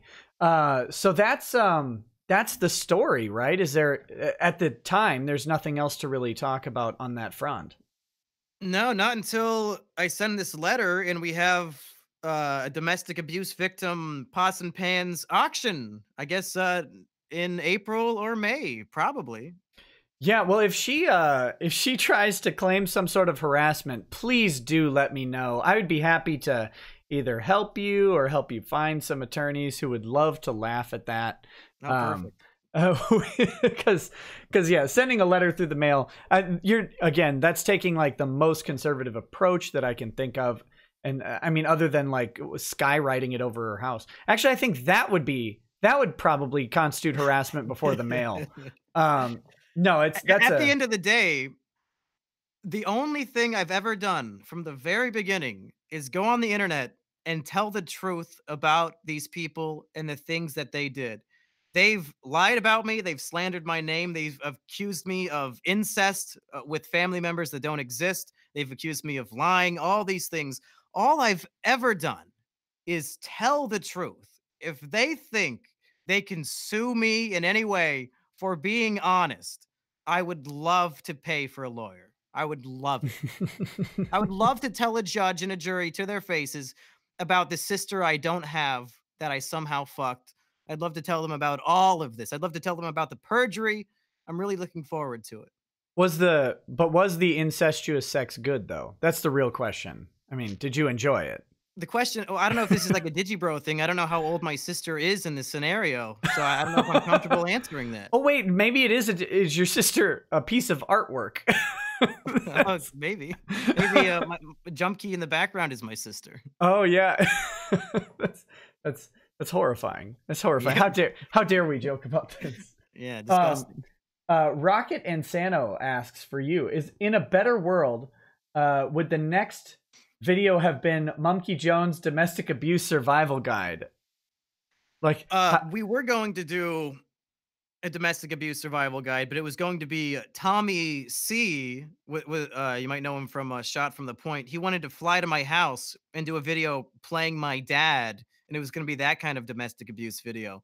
But now I think it would have to be spousal abuse if we made it today. Yeah. How to survive a spousal abuse system. get help from the outside, and then blame them for all of your problems. It's a 2-step process. It's very simple. You have to have the black and this is dark, but if you ever do that video, like how to survive domestic abuse, you have to do it infomercial style, where you have like like Billy Mays. Yeah, but you have like the black and white people incompetently not surviving the domestic abuse. Like the dramatization. Yeah, 'cause you've seen that where it's like the perfect egg cracker, and then it shows the person trying to crack an egg, and they just like shove it or like throw it at the pan as hard as they can. It's like, I can never crack eggs right. They're like going out of their way to do it as wrong as possible. It's like, yeah. If you can't, the glare reduction thing. Without this, it's like just cars driving off of cliffs. It's terrible.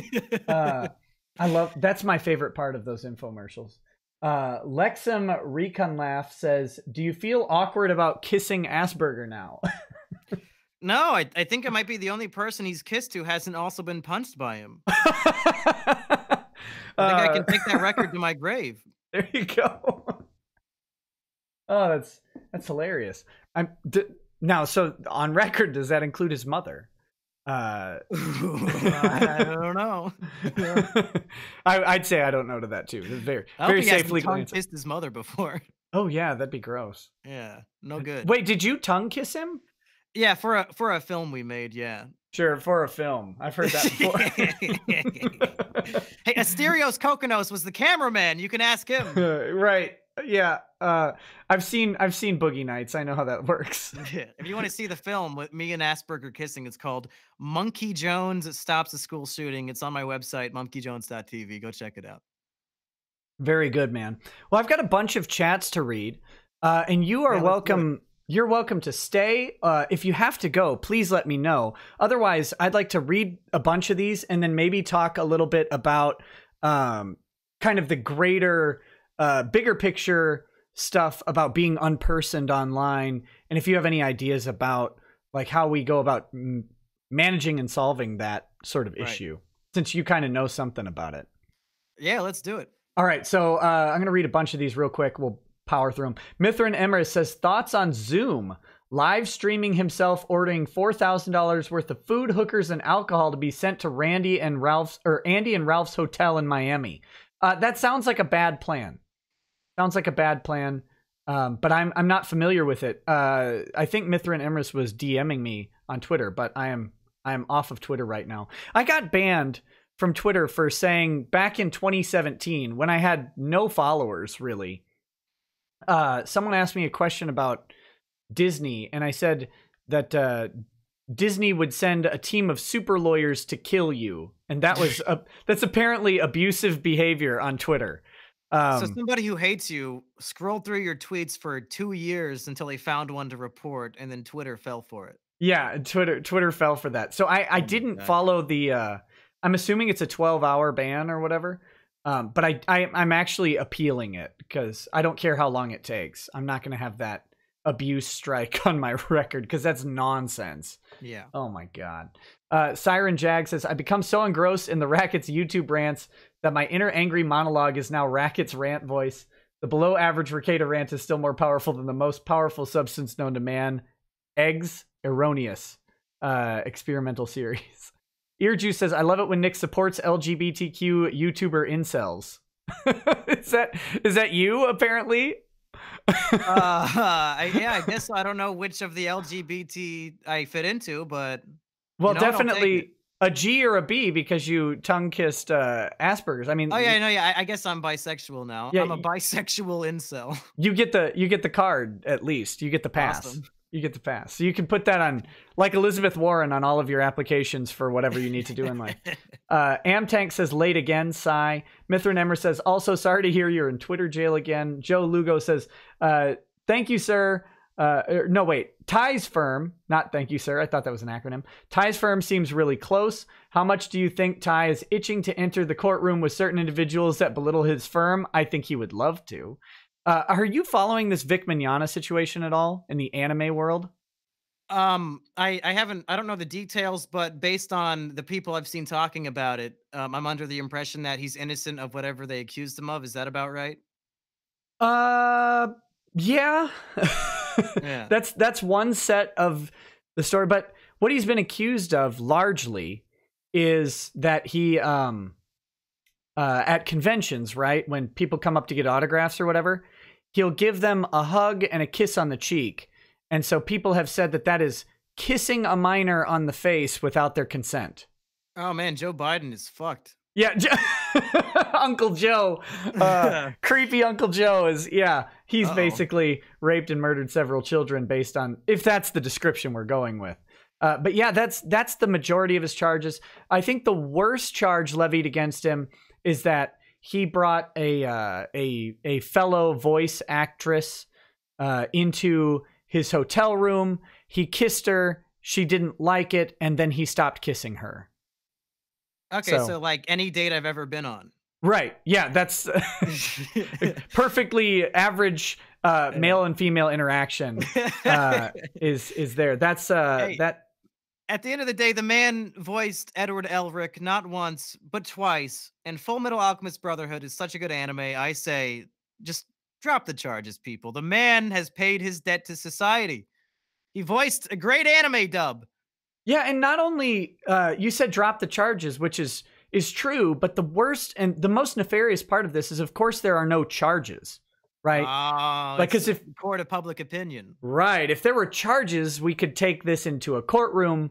We could say, did you do this? What happened here? We could question the person who's accusing him. We could do all of these things, but they don't do that anymore. It's much more effective to just remove someone by angry mob. Yeah, great. Yeah. So it's an interesting story, but we won't spend too much time on that right now. He was in the Garuga Mesh commercial. Just let the man live. He's Broly. How can you defeat him? He is the legendary Super Saiyan. I think they defeat Broly a couple times. Yeah, but they have to cheat to do it. Yeah. Scary Things Are Scary says, you missed my super chat from last night. Oh, I'm sorry. It's okay. I still love you. All hail the breaker of worlds and antagonist of Twitter. Sakaki Onsai says, if you want someone to talk about college admission scandal and background, I'm your guy. I'll DM you info. Yeah, I'd like to look into that a little bit more. Hot Snodge says, press F to pay respects for lawsplaining. Several people have issued flags of caution, even on the farms of Kiwis. They have issued concern that me having you on the channel would be the death of it. Apparently, I still exist on other YouTube channels. Me and my friend Rusty Cage and Emperor Lemon, we do a podcast called State of the YouTube, and they might have tried to demonetize the whole thing, but they can't outright delete it because I just appear on the show. It's not my channel. Yeah, well, we'll see. I guess I'll report back to you if I get killed in my sleep. Hard Light Up. Oh wait, we read that one. Favorite Chaos God, and we read that one. Hessian says, "Hey Nick, Mumkey, what makes you a rage? What makes you a rage?" We're stealing this from Dick, but right. For the last 3 months, it's been getting deplatformed and having my career potential ruined because I made fun of a spree killer. That's probably pretty enraging for me. That's a good one. What makes me a rage, man? In all honesty, like I don't mean to cheaply piggyback, but seeing guys like you get thrown off of the internet really does piss me off. This weird chord of, I don't like what they said or did, so no one else can either. Not only, they don't even get to like it or not like it, they don't even get to hear it. That's the weirdest reaction I can imagine. But that's where we are now, and I hate every second of it.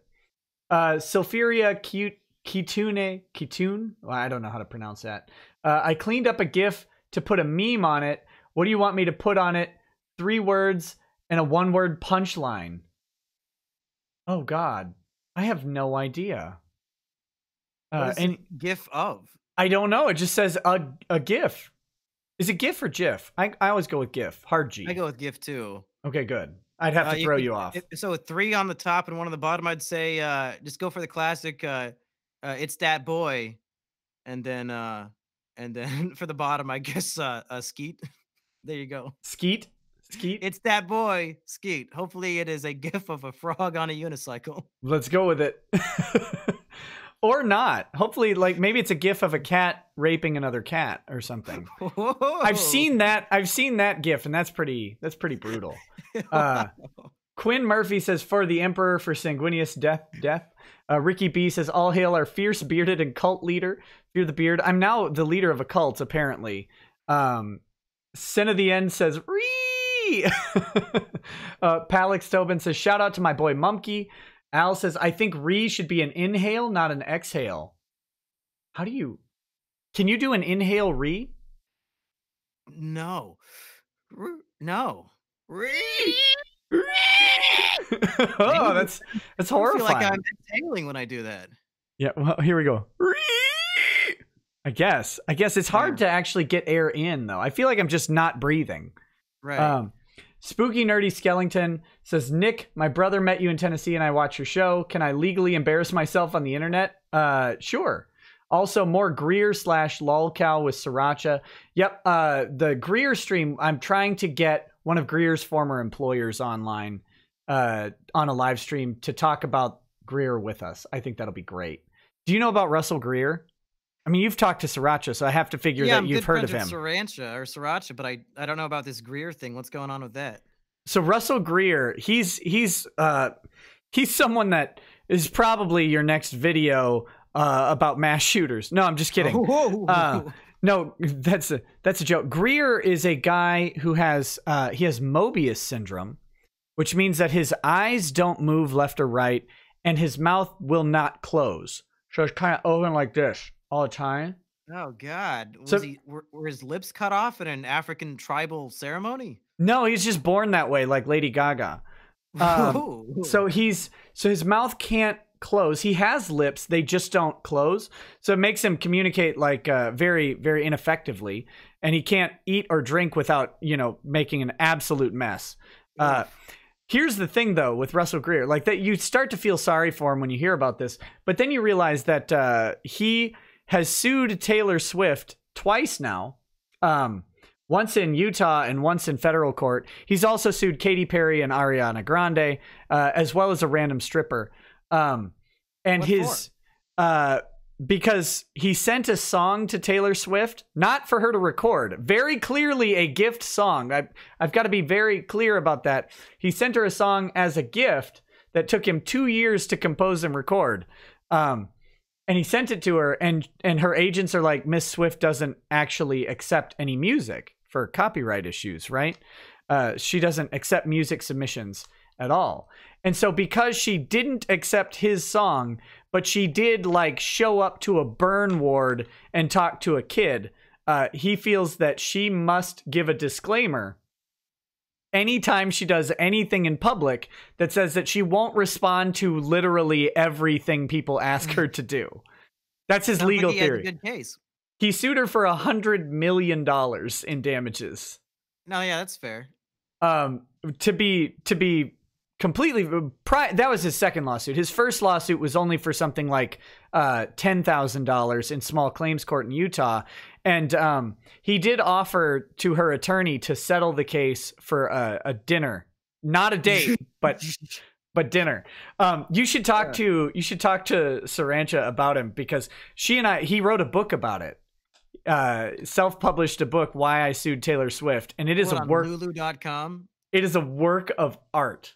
It is a work of art. Yeah, and Sriracha loves those lolcows. Yeah, we read the whole thing on stream over 9 episodes. And it's magnificent. It's a I'm not saying the video is. I'm saying the book itself is magnificent. Right. I would talk to her about it. Tabby296 says, "Ree frog." I like the Spike Man says, "Mumkey, love your show with Emplamon. Please plug it. Also, please say Oni-chan Hyaku ke mochi daijo bu oni." Yeah, the show is the one I just talked about, the state of the YouTube podcast here on YouTube. As far as saying that, if it's not written in front of me, I'm not going to remember any of that. So that's okay. That's okay. And they wrote it, which was really nice. They wrote it phonetically for me because they know my Japanese is really garbage.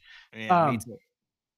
Let's see. I'm gonna do a couple more, and then we'll talk, because we'll talk about that broader sort of implications of YouTube.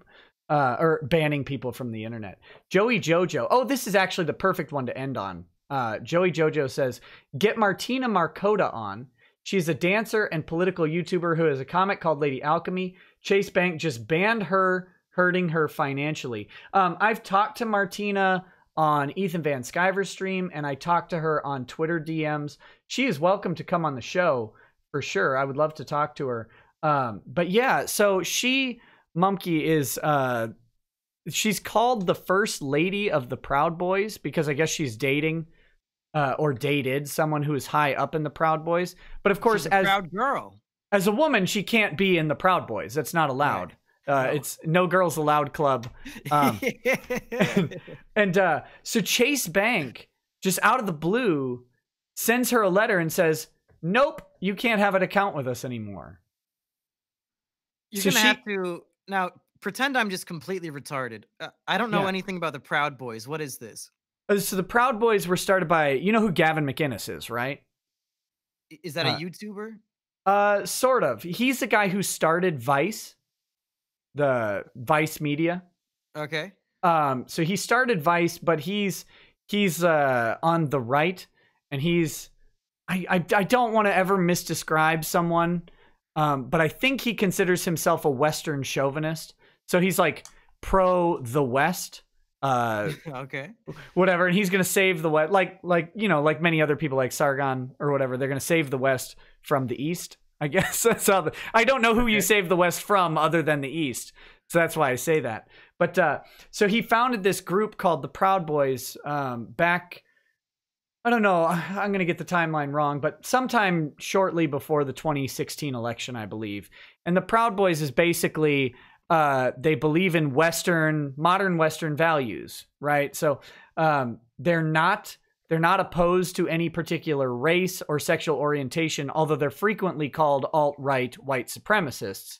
So they're being called like hate speech, hate mongers, and all that jazz. Oh yeah. Even though Gavin McInnes boldly shoved a dildo into his own anus on TV to prove Islamophobia is wrong or whatever. I don't know the actual story, but that's a thing that happened. So anyway, so Gavin started the Proud Boys years ago. Now they're a political activist group.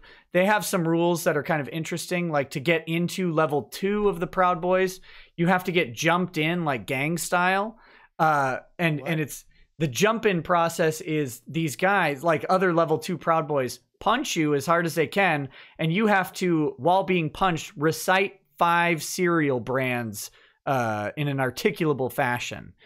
So you have to be like Cocoa Puffs, Cinnamon Toast Crunch, Cheerios, you know, that Quisp. I'd pick the 1-syllable ones if I could think of it. But yeah, that's like their thing. And then once you're a level 2, like you're no longer allowed to masturbate or anything. You have to find yourself a good woman and settle down. This sounds like the stupidest cult ever. Well, I mean, to each their own. To each their own. All that shit sounds mega retarded, I gotta say.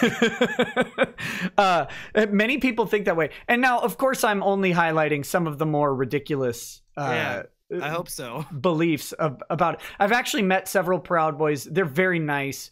They've been very nice to me, I should say. I don't know if they're nice to everybody, but they've been very nice. And some of the kind of explain some of the sillier aspects of it. But I think the ultimate thing is they're a group that promotes Western values and then tries to get Western value people to breed. That's because they're worried about importing values that subvert our culture, I guess. Now, is the if idea. I had to guess, people are confusing Western values for white values, and they assume that they only want white people to breed with white people. Is that what people are assuming about them? Yeah, of course. Like that's how it breaks down. Is they translate Western into white rather than it being a cultural thing. They make it about race. Now, when they say Western values, though, which time period do they refer to? Is this like an 1850s, a 1920s, or a 2020? Don't ask me hard questions. I have no idea. I think if you want to get into real like Western family values, they probably look towards something like the 50s. The idea of the nuclear family, monogamy. I can see where people might find a racial issue with that. Yeah. And there, I mean, I don't want to. let's see. I don't want to paint anyone in a bad light. I really don't. You're right. With the Proud Boys, I can see where people get the racial thing, but they do accept anybody of any race. Like there are numerous black Proud Boys. There are actually some very prominent Proud Boys who are black or Asian or Hispanic. That's a thing. So, but anyway, Martina is, I think she was dating one of them. I think she was dating one of the Proud Boys. So because of that, basically, Chase Bank says no bank account for you. You don't get access to the banking system, at least not through us. And that's kind of where I wanted to lead into the conversation of you have been unpersoned from YouTube, right? You're not allowed to have a channel. You mentioned you can't even subscribe to other channels. Like that's how deep you have to have a YouTube channel to subscribe. And as far as YouTube is concerned, I'm not allowed to have a channel at all. If I want to follow people on YouTube, I can't be logged in. Right. So, what do we okay, I guess first question, is this a fair system? No, I was, I think, wrongfully targeted by an employee at YouTube who had some sort of personal vendetta against me because in my video, and after the stream, I do recommend people go watch this on my website, mumkeyjones.tv. I have a video called Mumkey's Declassified Channel or YouTube Termination Survival Guide, where I go through all of the strikes I received, which all happened in the same day, and systematically prove that each and every one is false.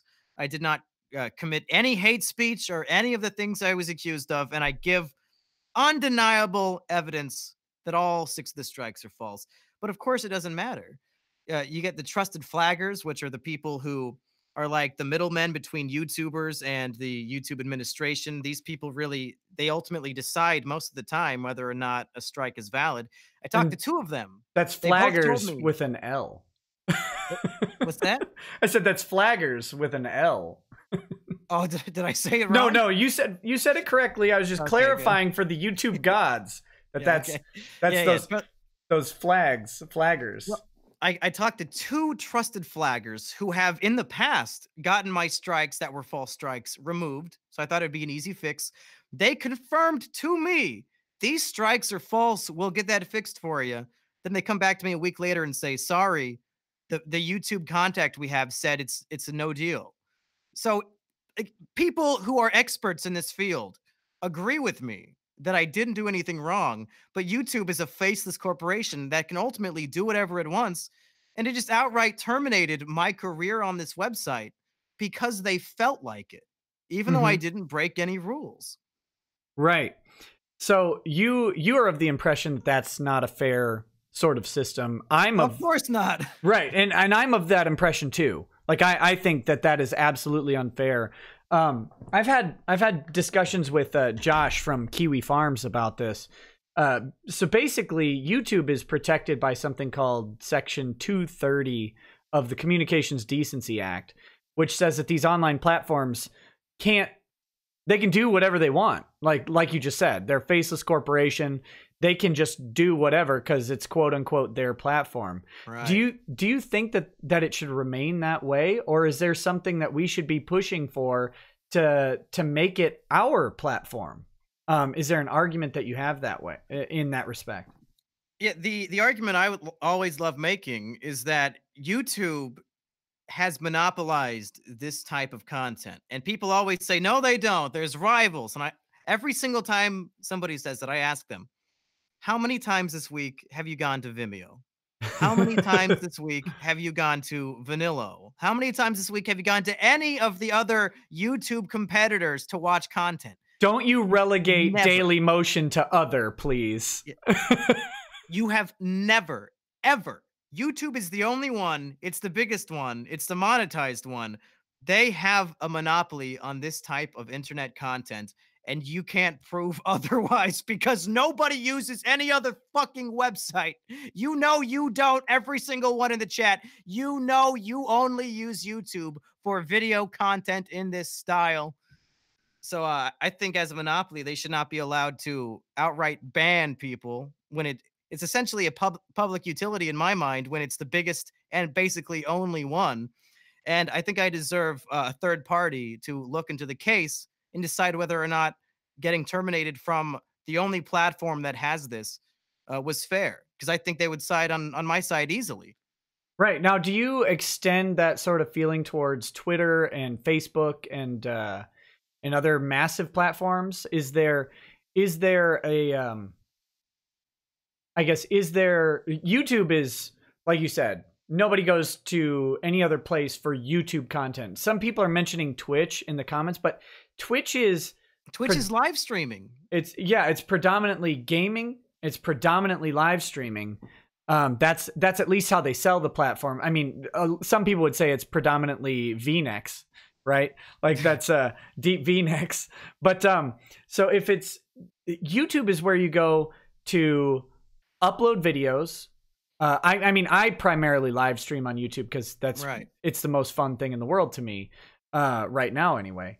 But that's the content I was doing for 3 years on YouTube was researched, scripted, highly polished, edited videos. That's right. not for Twitch. And that's honestly what really kills on YouTube too.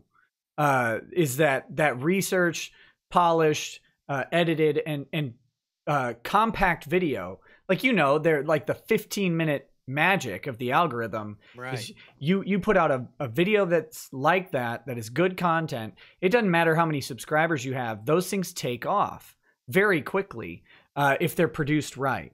And so that it really is the only place that people are going to. And I mean, the number of people on YouTube is astronomical. There's nothing, even Twitch's numbers don't compare. When you buy a smartphone, YouTube is an automatically added app. It's like, that's a utility at that point. You have internet, YouTube right there, right when you load up the phone. Right. And okay, so YouTube is that way. Is there an argument to be made about Twitter and Facebook that are the same? YouTube is different because YouTube is monetized, right? That was your income. Right. Twitch, I would say Twitter and okay, go ahead. Yeah. Well, in the case of something like Twitter or Facebook, I think there can be no double standard. So when you have the president of the United States on Twitter who is let's say threatening to nuke the shit out of North Korea, if I posted that, that would be seen as a threat and violating Twitter's guidelines, but they can't ban the president of the United States from their platform. So I think if the president can do it on their platform, I think everybody should be able to. Yeah, well, you're overlooking one thing, is that if Twitter banned Trump, Twitter goes out of business tomorrow. Double standard bullshit. He drives all their income. But no, I think you're right. I think at some point, and I'm not sure how we determine what this is. Maybe you have an idea on this. Because I think in terms of like legislation and how you would argue it in court, and maybe that's probably defective at some point. But at some point, these websites go from like a forum, like a Reset Era or Kiwi Farms or any other forum that's out there. They transition from that into a public platform like a Twitter or a Facebook, these monolithic sites where the world goes to interact with each other. It's become the new public square. And the simple fact that a company is managing that public square shouldn't change the fact that it's still the public square, right? Right. Do you have any ideas on how we delineate those things? I mean, I don't know. I would say if it is the new public square, then it should be treated as such. So if I go up to somebody in public and I commit a crime, or I propel hate speech or whatever, any random person can't arrest me for that. You should report it to the police, right? If you're committing a crime, report it to the police. So I don't think if I'm committing a crime on Twitter, I don't think they should be taking me down. I think they should be reporting me to the police and let the police decide if a crime was committed, right? Yeah, you get notice and an opportunity to be heard, right? Like Right. They say, okay, here's your crime, and then this is the difference between what's now happening and what probably should be happening. I mean, for me, especially when so many people, their business relies on Twitter or Facebook or YouTube or any combination of them. Here's your crime. How do you answer to this? If your answer is insufficient, then we take action. But it's the other way around right now. And on YouTube it's the worst with copyright strikes and stuff like that. Like I'm hesitant to ever play a video on YouTube because a copyright strike is so devastating. And the way they enforce them is backwards. Yeah, I could probably copyright strike this for showing my image in the stream. Yeah, you do that, and I will find whatever state you're in, and I will wreck you, son. No, no, but I'm in North Carolina. Oh, why don't I believe you now? You said you were one state away from Georgia. I have a PO box. It's public. Go check it out. Okay, I'll be at your PO box, being like yelling, "Mumkey, give me back my $8 in ad revenue, coward!" But see, for guys like me, who do live streaming primarily for revenue, that is a copyright strike cancels your live streaming for like 30 days. Oh. That Umbrella guy, who's a guy who I've had on the show, he's a comic book commentator. His channel was down 4.5 months for a copyright strike, which is, I don't know why on earth YouTube took so long to reinstate it. But I mean, it's and he does, he does live streams and smaller channels. You can actually do very well live streaming even if you're not raking in big ad revenue on videos getting 500,000 hits or whatever. So it's a really weird system, and yeah, Twitter and Facebook are in essence the same thing, just without the direct monetization. Although I think Facebook is doing that or toying with it, aren't they? Like some sort of direct monetization. I have not touched Facebook in like 2 years, so I don't know. Yeah, I hate it. I hate it. I hope Zuckerberg goes to his $100 million Hawaiian property in Minecraft and catches on fire. Okay, so I have a real question about Zuckerberg. Is he actually a human anymore, or did an AI kill him and wear him as a suit? I hope he runs for president. I sincerely do, because I would like to see him debate, and maybe I think that would answer that question for us, is to see him be questioned by like Trump or somebody on a stage, and he has to answer. Yeah, that would be good, wouldn't it? I want to see Zuckerberg and Bernie Sanders one-on-one in a debate at the DNC. Yeah, that would be funny. Like here's a guy who has made all of the money. And then here's the guy who thinks that making money is well, at least for other people, is illegal. How do you explain yourself? That'd be terrifying.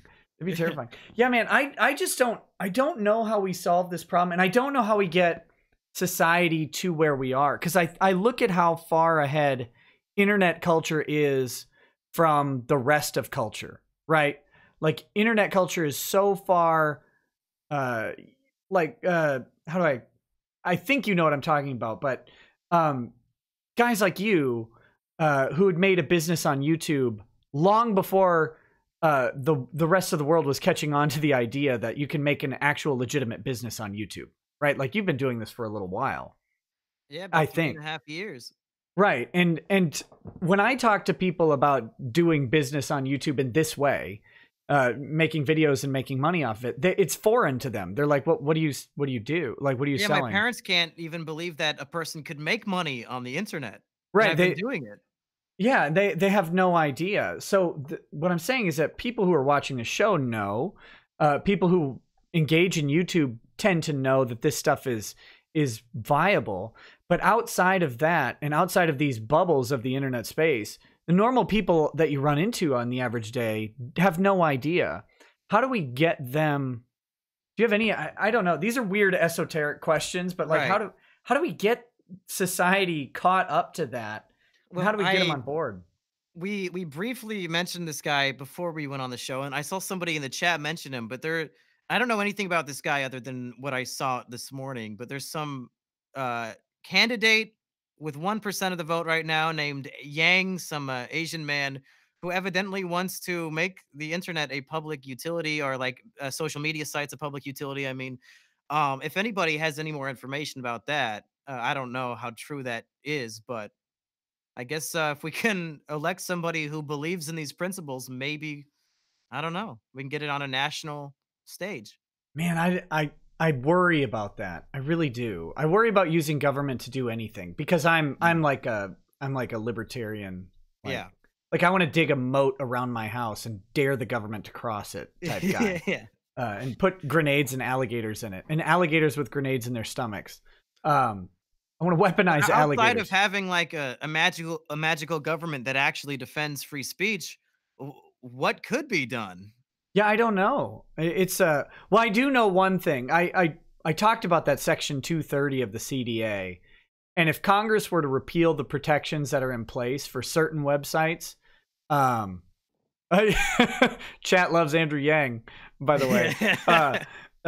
If Congress were to repeal that section, I mean, Twitter and Facebook go out of business tomorrow from lawsuits. That'd be so would YouTube. It'd be probably like an apocalyptic disaster. We'd have like the Book of Eli, but online only. Because they would be sued into oblivion for all of the defamation that's posted on the site about anybody, and they would be liable for it. That's how that would go. So that'd be weird. I don't think that's the best approach. I think a more careful approach is the way. But yeah, I don't know what it looks like. I'm very confused. Maybe it looks like YouTube gets a CEO who actually believes in free speech, and who changes a law or some sort of a new rule in the guidelines that says a third party can come in and decide when a creator feels like they've been wrongfully terminated. But again, YouTube has no business doing that because it's only bad for them. Yeah, now it may only be bad for them. I floated this idea a long time ago. It was bad for the construction companies to come up with building codes. But they did it because the government was like, we're going to tell you how to build buildings. And they're like, whoa, whoa, whoa, whoa, whoa. We'll figure it out. We'll figure it out. We'll get together. And so they created an organization of people amongst several different major players, and they started creating building codes. And then Congress adopted those building codes. But the actual like construction codes that they use are years ahead of what Congress has adopted. And it allows time for things like, you know, for companies to catch up and to change their practices in a smart way because they're leading the charge. I think companies like YouTube and Facebook and Twitter could get together and create, and Twitch and some others, of course, could come together and put together like a multi-company panel of people to actually create either some like standards and practices that are across the board that give transparency, or I think what would be really effective would be to combine their like review staff into a sort of massive review conglomerate, but not let Twitter review Twitter complaints, right? So let's say someone reports your Twitter account, the staff from Facebook and YouTube review your Twitter determination based on their terms of service, and then they go that way. So it's not Twitter in-house doing it. And then of course the converse would be that Twitter helps review the Facebook things. So you're actually policing the other platforms in a competitive way rather than just policing your own in an incestuous way. I think some combination of that might be a way forward, but that's we're not going to use the government because these platforms are going to whip themselves into shape. And I have no faith in that happening at this point. But I really just wish I had an actionable case to sue YouTube for my channels back, because I know for a fact, based on their own guidelines, I didn't do anything wrong. But the way that they wrote their guidelines, that you can't sue them for it. You could sue them for a copyright thing, but when it's a community guidelines offense, according to them, there's literally no recourse whatsoever. So if I could just sue them, I would pay for it, but I can't. I know a guy who might have a creative cause of action for you. In California? He's not in California, but he might be. I think he can wrangle an appearance in California. Well, shit, man, I'd love to talk to this guy because I would love to have my career back. Yeah, I'll get you his information. It's a friend of mine, and he deals with corporate litigation. I don't know that they would be able to come up with a specific cause of action, But I do know that that if there is one, if there's a creative way to do it, that his firm could probably come up with it. And you know, of course, one thing I've been talking about a lot lately is mobilizing. We'll say mobilizing the audiences we're able to create, and the communities we're able to make to affect change. So like if there is a cause of action, I mean, you have a pretty big audience. Yeah, and you pretty would big think reach. so, but that's what's fucked up about my particular case is that YouTube gets hundreds of tweets at them every day about this. We've had the community has come together and re-uploaded my video listing all the strikes and why they're bullshit. It's been re-uploaded to YouTube thousands of times. They just specifically against me, and the trusted flaggers can attest to this. They don't care, and they specifically want me gone, even though it's against their own rules. Right. But what I'm talking about is crowdfunding. Oh, like crowdfunding the case? Yeah, because I mean, Right. if you get thousands of people even to pitch in $5-10, you get a massive amount of money that allows you to defray some of the cost. And I mean, I think people are desperate to help out in that tangible way. So, you know, I don't know how this pans out, but I'll give you the contact information of a guy when we're done with the stream. He's a guy I trust, and I would be happy And to. potentially, could this, if we won, could that create a legal precedent so that other people in my situation could also pursue justice? Yeah, I don't know if it would create a legal. I mean, in theory, it could if you go to like higher courts than just the Oh, district fuck. court. That's a little high. That'd be like, you know, either losing or YouTube appealing.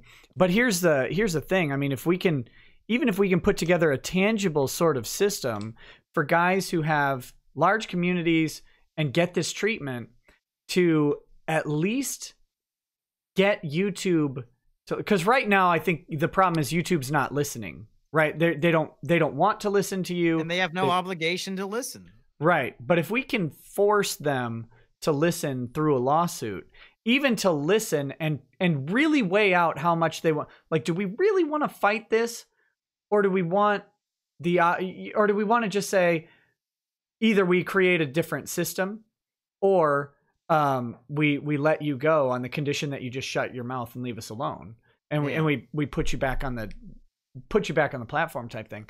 They could save thousands of dollars by just giving me back a YouTube channel.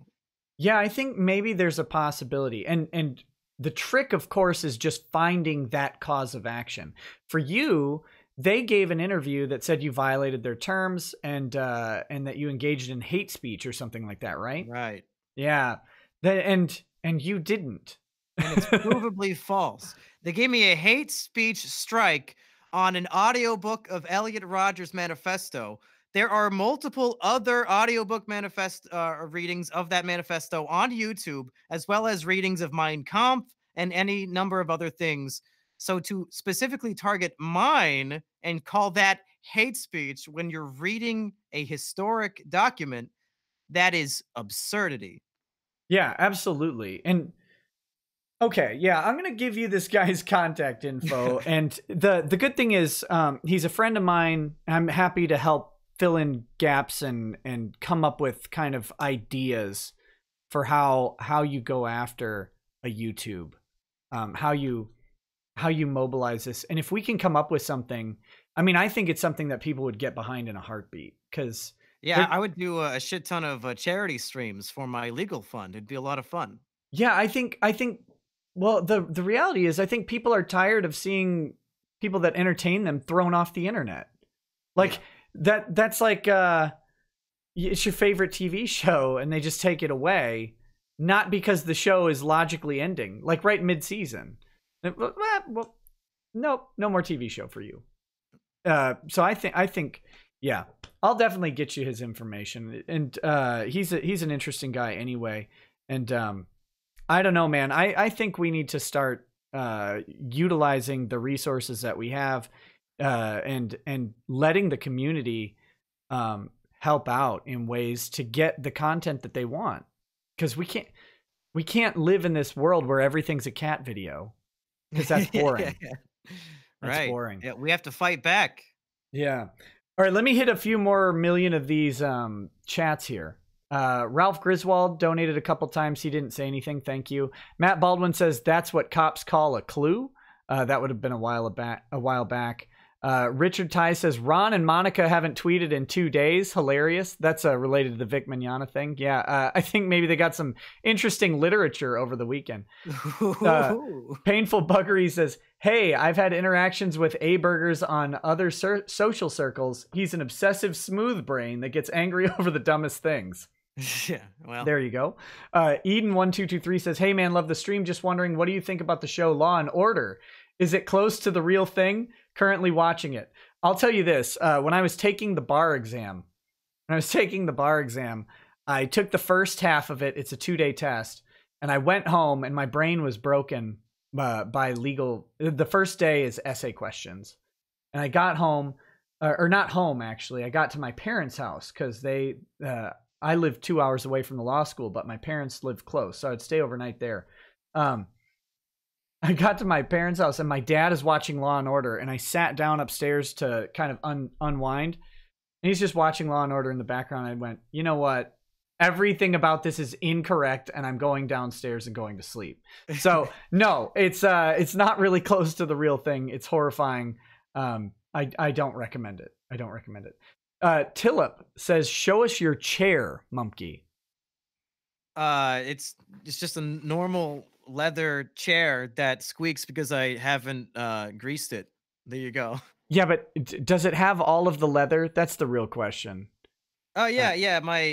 I don't usually sit on it without a shirt on so that my sweaty back peels off the leather. So it's doing okay so far. I had a guy on the show last week or the week before, and he got up to get, and unironically, to get soy milk out of his fridge in the middle of the show. Which was really embarrassing. His fridge was in the frame. It was, oh God, it was awful. And his chair looked like Hiroshima, 1945. It was a mess. And late 1945, not early. It was a disaster. Oh my God. No, yeah, mine's still in one piece. Yeah. Joe Lugo says, there you go with your drink moans I mentioned again. Yeah, I do. I moan after I take a sip of whiskey. It's not my fault. It's how God made me. Lovingly from your boy, Joe Lugo. Been glued to your content on all platforms. Thanks, buddy.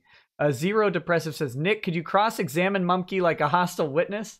Maybe make him contradict himself, just for giggles? I don't know. On what subject? I want to see if you can trick me. I have no idea. We'd have to like pick a subject, because you can't just go into a today. What was that? Could you do it over what I had for lunch today? Well, the problem into lying about if I ate pudding or not. The problem is with the cross exam, you're following an examination, so you have questions to foil against. What did you eat for lunch today, though? A leftover slice of Little Caesars pizza from yesterday. It was from yesterday? What time did you get it yesterday? Yesterday for dinner around 6:30, I picked up that Little Caesars pizza, hot and ready, fresh sausage large pizza for $6.50. 2 add-ons. I got the garlic butter dipping sauce cups with them. Okay, so you said you had 2 add-ons though. Garlic butter. Two different garlic butters. Oh, okay. So but 2 different containers of garlic butter, or 2 separate flavors of garlic butter? Like one had more garlic or less garlic? Well, the thing is, they're identical, but if you buy Please 2 just of them, hold on. I'm sorry. Please just answer the question. Were they 2 different? God, what was the question? Were they 2 different flavors of garlic, or were they just 2 separate cups? 2 separate cups. Oh, okay. 2 separate cups of the same flavor of garlic butter. Yeah, they're both garlic butter. Did you consume both of those? Only one of them has been open so far. So did you consume both of those? Yes or no? No. No, you did not consume both of those. Did you refrigerate the pizza after you ate it? Yes. Okay. What temperature do you keep your fridge at? I think 6 out of 10 on the little dial. 6 out of, oh, so you have one of those fridges. You don't have like a fancy fridge that keeps the temperature? Hell no. Oh, why don't you have a nicer fridge? We're renting this house and the fridge came with the house. Oh, so you don't care about your health then? I don't give a shit. I don't know. We could go on for a long time. We could go on for a long time about Little Caesars Pizza, probably. I don't know what I'm after at the point, but it is fun though. It'll be good practice for when I get called in for Assburgers trial. We could do that. We could do that sometime where we'll set up like an actual cross exam thing. I think that might be fun. We should. Yeah. Maybe that could be a segment on one of these shows sometimes. Brian Lane says, we all know Mumkey's sister is actually Jumpkey in a wig. And then I'll never tell. A good follow-up, Blaine 20 says, is Mumkey's sister hot? To each his own. One man's trash is another man's treasure. True, which explains Shane's chair. Bagel Goose says, is this the guy that plows his sister's fertile fields? Also, you can't dodge the Raj. Don't say that too much. You'll get banned from YouTube. Oh, no. Yeah, you definitely can dodge him. You definitely can. Mithrin Emrys says, if it bleeds, it leads. That's the media motto. Earjuice says, I was in an abusive relationship with my ex-wife for 8 years. It changes you forever and is horrible. Oh, don't tell anyone, please. Don't need speculation. Yeah, it does. It does. Abusive relationships are really awful. I suggest people get out of them. Which I know is easy to say. That's not a joke. I just find a way out. Whatever it takes. Love yourself. Kremet the Frog Hunter says, ask Mumkey if he's okay with talking about Bedhead's certain video about the FBI tapes on his friend Rusty. I think he's got to be memeing because all of that is nonsense. Okay, I was like, I have a friend named Bedhead Bernie and a friend named Rusty Cage. Bernie has not made a video about the FBI investigating Rusty, so I think he's making a joke there. Is Rusty Cage named after a Soundgarden song? I don't think so, but he did cover it because people requested him. He's a musician. Oh, good. Was his cover? He is actually part of an FBI investigation. If you want to hear a brief story on that, I do. Yeah. So Nicholas Cruz, the Valentine's Day shooter from I guess last year, he shot up his school in Florida. You're like an expert on shooters. Oh yeah, it's one of my things on YouTube back in the day, but. Rusty Cage is a world famous musician, YouTuber. He has a million subscribers, and he got popular through a series of videos called The Knife Game, where he would sing a song and stab a knife between his fingers as fast as he can. And the FBI went through Nicholas Cruz's phone, this shooter, and his recent history, or what Nicholas Cruz watched immediately before committing the shooting was my friend Rusty Cage's videos on The Knife Game. And all of this was listed in the police report that recently went up about Nicholas Cruz's phone content. So we find that very intriguing that one of the last things Nicholas Cruz watched before killing all those kids was Rusty Cage's Knife Game. And this is the Parkland guy, right? Right. Yeah. So there you go. Apparently, Rusty Cage's content is dangerous. I think that's the only conclusion we can draw. If you want the full story, he made a video about it. Rusty Cage's video, it's called "I'm Part of a School Shooting Investigation" or something like that. I'd highly recommend it. It's really fascinating, and we love making fun of him for it. I don't know if we can't recommend that because then people will shoot up more schools after they watch his videos. Hey, it has like 1 million views, and it hasn't been taken down yet. So that's a lot of schools in danger. Yeah. Because I heard the same, Doom was the last game the Columbine kids played before they shot up their school. And my grandmother asked me if I played Doom. Very ominously. Like, well, I have. Cormoran says, I did not hit her. It's not true. It's bull. I did not hit her. I did not. Oh, hi, Mumkey. Hello. Tajin says, Google Johnny Depp's finger upsetting images. I saw that. Apparently, have you seen that? I've heard about how the story was flipped and Johnny Depp was actually the victim of this abuse. Is that true? That's what it looks like. I mean, his finger is missing like the gur. It's she apparently threw a vodka bottle at him, like a broken vodka bottle, and he went to deflect it and it just gouged out a chunk of his fingertip. It's gross. God gross. Damn. I guess don't block the vodka bottles. That was what we learned here. Johnny Depp, he never has any money. I heard he just blows it all immediately. Terrible plan. That man's lifestyle. Didn't he make $1 billion off of Tim and Eric's $1 billion movie? I don't think he made $1 billion. Oh. But I think he made several hundred million off of Pirates, or well, several tens of millions off of Pirates, and it's all gone. He's probably hoping for a sequel. Yeah. Please don't make any more. They're really not worth it. I like the Spike Man says, "Holy shig, Mumkey, your sister is hot. I hope you made her jumpy moans." Great. Quantum Video says, "Nick, you have earned a Patreon subscribe from me." Oh, thank you, buddy. I don't have a lot of money, but your stream is better than TV. Keep up the great and funny streams. I will try. Darkman McEdgeface says, "The Buddha will only forgive you 4 times." So that was back when we were talking about Jesus forgiving people. Apparently Buddha is limited to 4 due to cosmic law. Architect of Fate says, "Is there a leaf blower to get the propeller to spin?" Oh god. I can I'll try my best. Let's go. Oh, and the beanie. There you go. You got some spin action for you. That was nice. Very good. Yeah. Very good spin. Andrew War Snowboard says, "Weird Al didn't parody Cheeseburger in Paradise." Well, you can't win them all. He's calling you out on your lies. Maybe I should cross-examine you on that one. Cheeseburger in Paradise sounds like it would be the Weird Al version. Yeah. Now I will say that in Maui I have eaten at a Cheeseburger in Paradise, and they have for breakfast a dish called the Moco Loco, which is like a half-pound hamburger on top of a pile of rice with 3 eggs on top of it, and then gravy, mushrooms, and jalapenos. It's delicious. Oh, that does sound good. I strongly recommend it.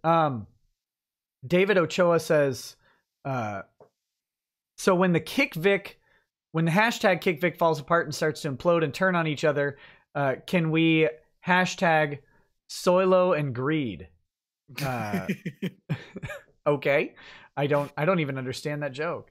I think Soilo is funny on its own because of the Han Solo movie. They're calling it Soilo. Oh, yeah. What's with franchises just going straight into the tank, man? Like Star Wars. I've never really been a huge Star Wars fan, but the most recent ones have been really bad. Yeah, it's too much too fast in the case of Star Wars. It used to be a new movie every 3 years and then every 20 years, and now it's every single year. I think it's they're blowing their load a little too quick on that one. Yeah, monetize now and monetize hard. Yeah. Just gobble up the property and then spit it out. Theragwin says, "Wish I could watch tonight but need sleep. Good night." Oh, good night, buddy. Taco Jones says, My doctor said the day I stop eating mystery hamburgers from under my car seat will be the same day I stopped having explosive diarrhea. Thumbs up stream. Gross. Taco Jones, is that my cousin, my long lost brother? Who knows? Yeah, might be. You do share a very rare last name of Jones. Yeah, good. It has to be related. Vox de Lumine says, "Tzeentch is the objectively best and correct chaos god to favor. Prove me wrong. You can't." Well, if I can't, I'm not going to try. Globalist Juice for the tip jar. Thank you very much. That's a funny name. Palix Tobin says, That's my favorite part of YouTube, honestly, is the names that people have. They're fantastic. Globalist Juice. Globalist Great. Juice. Palix Tobin says, "Mumkey's a good boy. Didn't do nothing." Okay. Rocket Insano. Oh, wait, we read that one. Solo Beverly says, "As someone who's had to make a similar call in the past, I think he made the right choice. Sorry, his hands dealt this way, though." Yeah, like she agrees with me. Then you made the right choice, but the fallout has sucked. Yeah. Toby Drange says, "I think you did the right thing, dude." Lexum Recon Leaf. Oh wait, we read that one. Lucifer Love Monkey. See, Lucifer Love Monkey. "I'll never be able to look at another grown man in a crappy cat costume without thinking of Mumkey Jones." Yeah, that was the outfit Assburger was wearing in the movie where we made out. Okay, so I thought that was the How to Stop a School Shooting video. Yeah. His character was a parody of Cool Cat, the Derek Savage character. He was the fabulous feline. Okay, so so you made out with him in the How to Stop a School Shooting video. Right. Okay, I thought it was in a separate video that was related. My bad for misunderstanding that. Bam says all things quiet on the Soylent front. That's Ron Soye. Ron Soye is Ron Toye, who is the fiance of the voice of Bulma from Dragon Ball, Monica Rial. Okay. Well, the fourth voice of Bulma is not super special. Matt Field says 20 years max for GA strangulation, aggravated assault. Thank you for that. Shark Week says, Nick, is your shirt orange or red? It is red. It is red, but I think I have my camera in HDR mode. It's a new camera. I probably need to adjust it because I am very vibrant on my screen. These hands. Oh, wait, no. Mark Royals says, as someone who witnessed her mom suffer domestic abuse, you can't help stupid. The person needs to help themselves. My mother isn't stupid. Yeah. There you go. These hands says, Me Too is having an adverse effect on relationships between men and women as a whole. Oh, we never got to this topic. Like we dipped the toes in, but we didn't get there. Even worse than the Salem witch trials, at least the accused would know the peace of the grave afterwards, after they were tried by the court of public opinion. Well, that's a little brutal. I had asked you a question. I think we got off track on the answer, but it was like, is there a rift growing between men and women? Is that something that you have observed over stuff like, in your instance, the triggering comment was that it was that you're treated in this way in this situation because you're a man trying to help a woman out, right? Right. So is there a rift growing between men and women? Did we actually answer this? I feel like we didn't, but maybe we did. I don't think we did, and I don't know if I'm even qualified to answer that because I've never been a socially blessed person with men or women. But you're on YouTube, so you are definitely qualified to answer this. Right. I think my demographics were 90% men, 10% women. That's better than most. That's more diverse than most YouTube channels, I think. But as somebody, I guess, who has studied many incel circles, like the R9Ks and the just like the incel communities, really,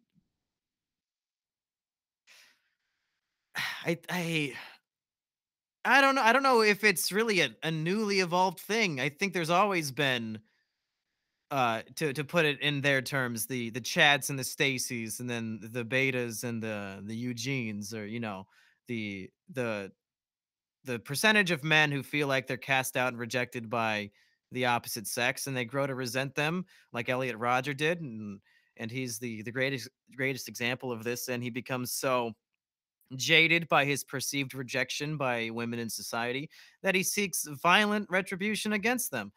And I don't even know if this is that new of a phenomenon, although social media definitely makes all of this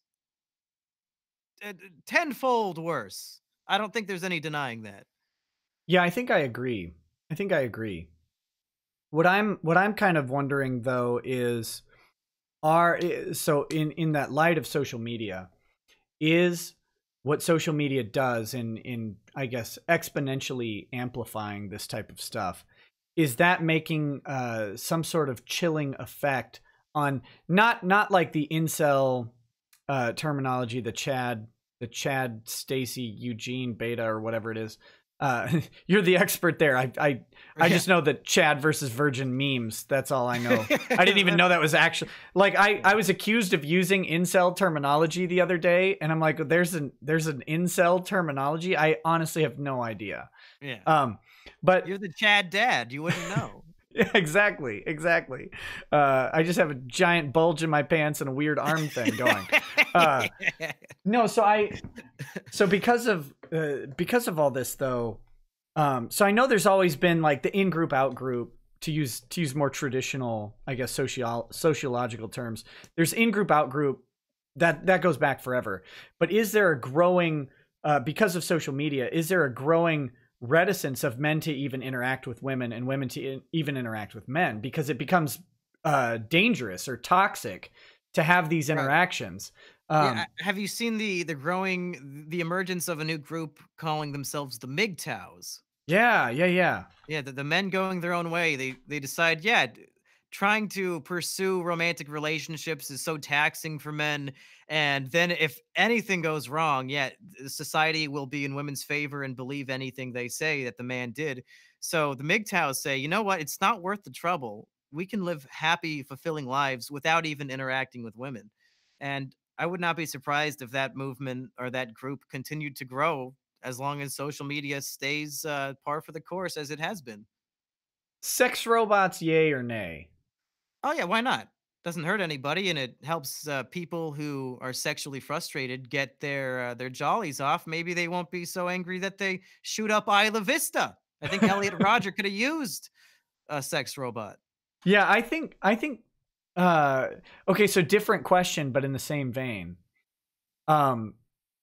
Do sex robots carry with them the risk of further damaging relationships between men and women? Because I mean, there's the incel stereotype, the guy who can't get women for whatever reason, social awkwardness, lack of ambition, any number of reasons, right? I'm not trying to categorize or denigrate anybody, but for whatever. Yeah.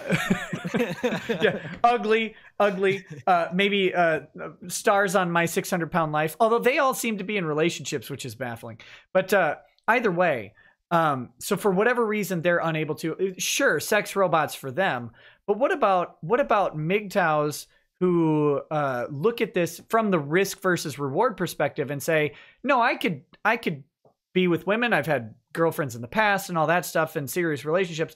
But now because of the risk, I will no longer interact with women, only sex robots. Is there danger there, or is that just like the next step? Oh, I think it's the opposite of danger. I think the danger is overpopulation on a global scale is something we have to be worried about. So anything that reduces the rate of reproduction, be it men decide, you know what, I'll just fuck a robot. I think that it only has positives for society. Although women might become fearful because in many people's minds, a lot of guys only pursue relationships with women for sex. Of course, that is not true in, I would say, the majority of cases. But women might feel threatened by these sex robots and do everything they can to prevent them from even existing in a large capacity, because women will feel like men don't need them anymore, and they definitely don't want that. I think we can solve overpopulation in a different way. I just want giant catapults that launch people directly into space, and I get to choose who takes the ride. Oh, God. What is your criteria for earning a ride on the catapult? Well, what I have to look at them and then decide. That's it. Wow. It's Judge Dredd style here. If they've already had children, it's kind of too late. You'd have to decide with children, I think, so they can't grow up and make more kids. No, I'm just gonna pick people that I, like if you launch my mom, it's too late. She already had 2 kids. You're not going to reduce overpopulation. Yeah, but what if the garbage man fails to pick up my garbage on time? Then I don't care if he's had kids or not. He goes on the catapult. That's what I'm getting at. I guess you got a point there. Let's see. Matt Fields says Georgia 16-521 strangulation felony law. Thank you so much. I wish I would have seen that earlier. Cherno says, hey Mumkey, come to BitChute. P.S. WTF, they censored the word BitChute. They did? You said BitChute. I see it here. I've posted videos to BitChute before. The problem with BitChute is, of course, no one goes there, right? Yeah, like exactly. and there's no. I've had this argument with a couple people. It's great that we could get a couple thousand people to go, like Stream Me, right? Stream Me for a while until they got whatever their legal issue is right now, where I think they're being sued into oblivion for stealing their architecture. But for whatever. The kill stream was able to pull thousands of people to Stream Me, but outside of the kill stream and the associated shows, no one went to Stream Me. And the thing is that YouTube has the normie population. Like there's not enough of us like diehard internet people to populate these sites to a real tangible way to make them a competitor. You have to get everybody's mom and kids on these other sites, and the second you put kids on sites like BitChute and or Stream Me or whatever, like you ruin the platform, because everybody wants like these free speech places, but you can't have kids tuning into shows that are just spamming the N-word over and over. Like that doesn't fly for very long. It's Here's the only way I think there could ever be an actual YouTube competitor. It would be if PewDiePie himself said, "You know what? Fuck it. I'm a billionaire at this point. I have the biggest following. I have 100 million subscribers now. I'm just going to start my own YouTube and I'm going to exclusively post there from now on." And if he can get his 75 million subscriber fan base to hop on board and boycott YouTube and a bunch of other big creators jump on, then there's potential. Expecting guys like you and me with so little of audiences to rude, repopulate an rude. empty desert town website, it's not going to happen. And I have a prediction for what would happen to PewDiePie immediately. He'd have less than 100,000 views on every video, and he'd fade away into obscurity. Oh, you underestimate people's diehard conviction for PewDiePie. I think he would have it for maybe 6 months to a year. I think people would get tired of it. Now, the trick, of course, would be is if he was able to pull several big name creators over there.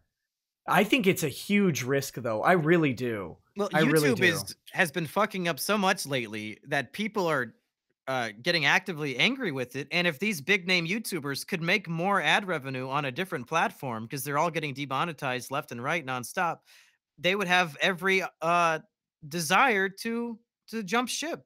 Yeah, I agree. I have an apocalyptic view of that working out. Just because I don't from what I've seen personally over my, it's not a slight to PewDiePie or anybody else like that. Don't get me wrong. They're wildly successful for a reason. However, people have this I think it's called psychosclerosis, right? Like I have it. I wake up in the morning and you know, I pick up my phone and I go through a set of apps and I check notifications on those apps very, like almost militantly. It's baked into me. It would take a lot of conditioning to break that and pull up a second platform. Even if I want that platform. Have you ever heard of Malcolm Gladwell? He's a writer he used to write for the New Yorker. He doesn't anymore. I don't know any of his work, but I recognize the name. Yeah, he wrote a really good book called what the hell is it called? Outliers, Stories of Success. Fantastic book. And he wrote another book called What the Dog Saw. And in What the Dog Saw, I think is where this book was. He wrote a story about a guy who made a better ketchup. Made a better ketchup than Heinz 57 ketchup, right? Which is the #1 selling ketchup in the world by a long shot. They have a massive market share. They're the Coke of ketchup. So he's got Heinz 57 ketchup, and this guy, like, he hand cuts the basil ingredients because if you blend the basil, it bruises it and causes some bad flavors. He balances this flavor out and makes this great ketchup. Takes it to grocery stores and does blind samples, and everybody picks his ketchup, right? Puts it on the shelf. People buy one jar, and then the next jar they buy is always Heinz 57. They'd never buy his ketchup again. Even though in their taste test, it's objectively better for all of them, like to an embarrassing degree. They always go buy the Heinz 57 because it's just baked into who they are. And that's what scares me about all of this. And these alternative platforms is, I mean, Stream Me, for example, like the interface and the creator options were better than YouTube's in a lot of ways. Like you could do polls, you could interact with chat in different ways that are better. The chat can put like pictures on the screen and make it fun. And still that, like, there's no way they're competing with YouTube just because people are so baked into it. But I'm fatalistic like that. Yeah.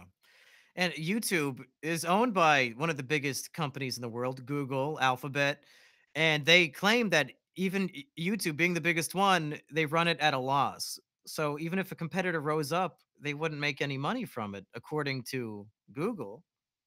So yeah, Right. it seems like it's an unachieved. That's why I say it's a monopoly, and you can't say it's not, because it's impossible to compete against it. Oh, YouTube is very much a monopoly in the old, like, evil robber baron monopoly sense, even where they do function at a loss because they're subsidized by massive amounts of money from Google's search engine. It's crazy. It's crazy. All right. So back. Sorry. Thanks for entertaining that discussion with me. I get off on these weird tangents because I hate how things are.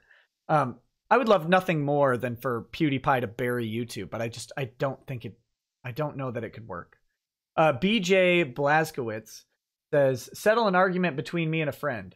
If I say if Mumkey takes off that cap, there's a smaller cap underneath. He says some kind of goblin servant. Who's right? It's going to be nothing but hat hair, unfortunately. It doesn't look too bad but you probably see a nice dome shape in my hair. But do we say then that was goblin servant under the cap? I would say you're both wrong. I'd say whatever amount of money you bet, you both have to send it to me. Yeah, do that. Send it to Mumkey. Yeah, Patreon.com/Mumkey. Hook me up. You're not unpersoned from Patreon then? No, because how do you get unpersoned from Patreon? You call somebody the N-word? I think you call them the white N-word over and over and over.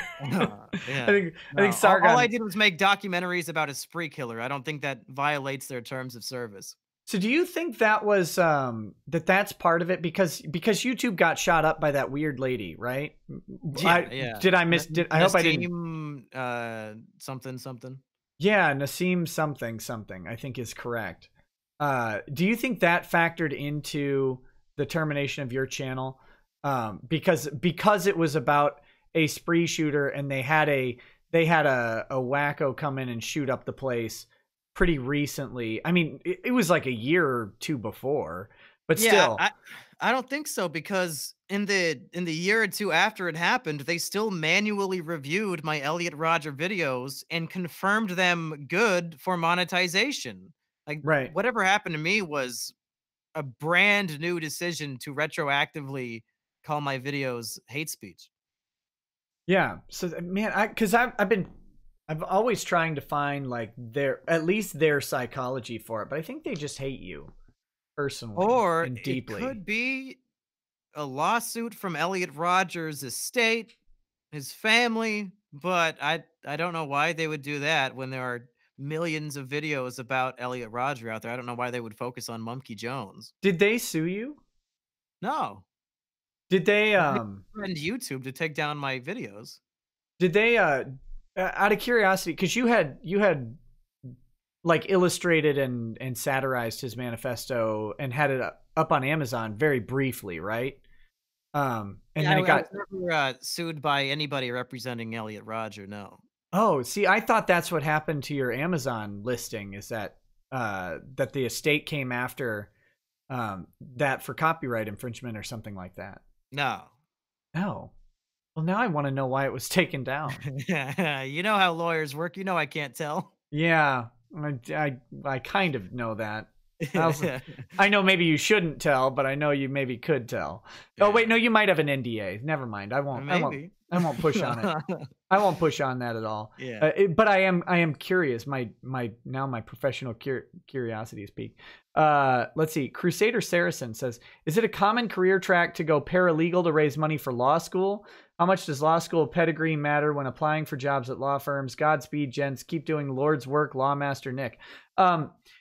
A lot of people do go paralegal to work while going to law school, or to, more importantly, sometimes get a firm to pay for their law school. That's one reason you might do that.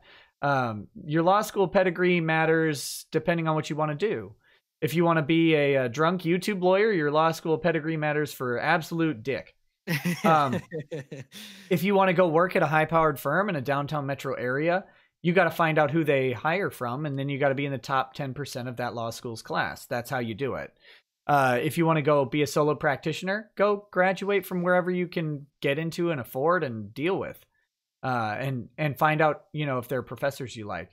It really depends on what you want to do. If you want to work at a massive firm that will pay you six figures out of law school, go be top of your class at a major highly pedigreed institution like Yale.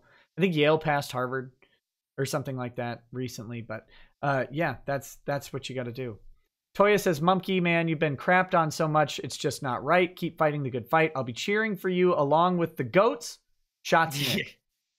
Thank you. TLJ Screwjob. Hey, Nick, Mr. Jones. Couple months ago, when a customer fell right in front of me and another customer asked me to help him up, my response was, I am legally not allowed to help him up. Why? Because the customer that fell could have sued my company. Okay. Yeah, I guess. I don't think there's anything legally not allowing to help you to help him up, but that I get what you're saying. It could be legally risky. Zero Depressive says, Mumkey, with that collateral damage hat, you look like you really want to show your rocks collection to your visiting cousin. I did have a rock collection as a child, but when I moved out, I disposed of it in the woods by my house. I gave it a proper burial, not at sea, but at woods. Did you have a rock tumbler?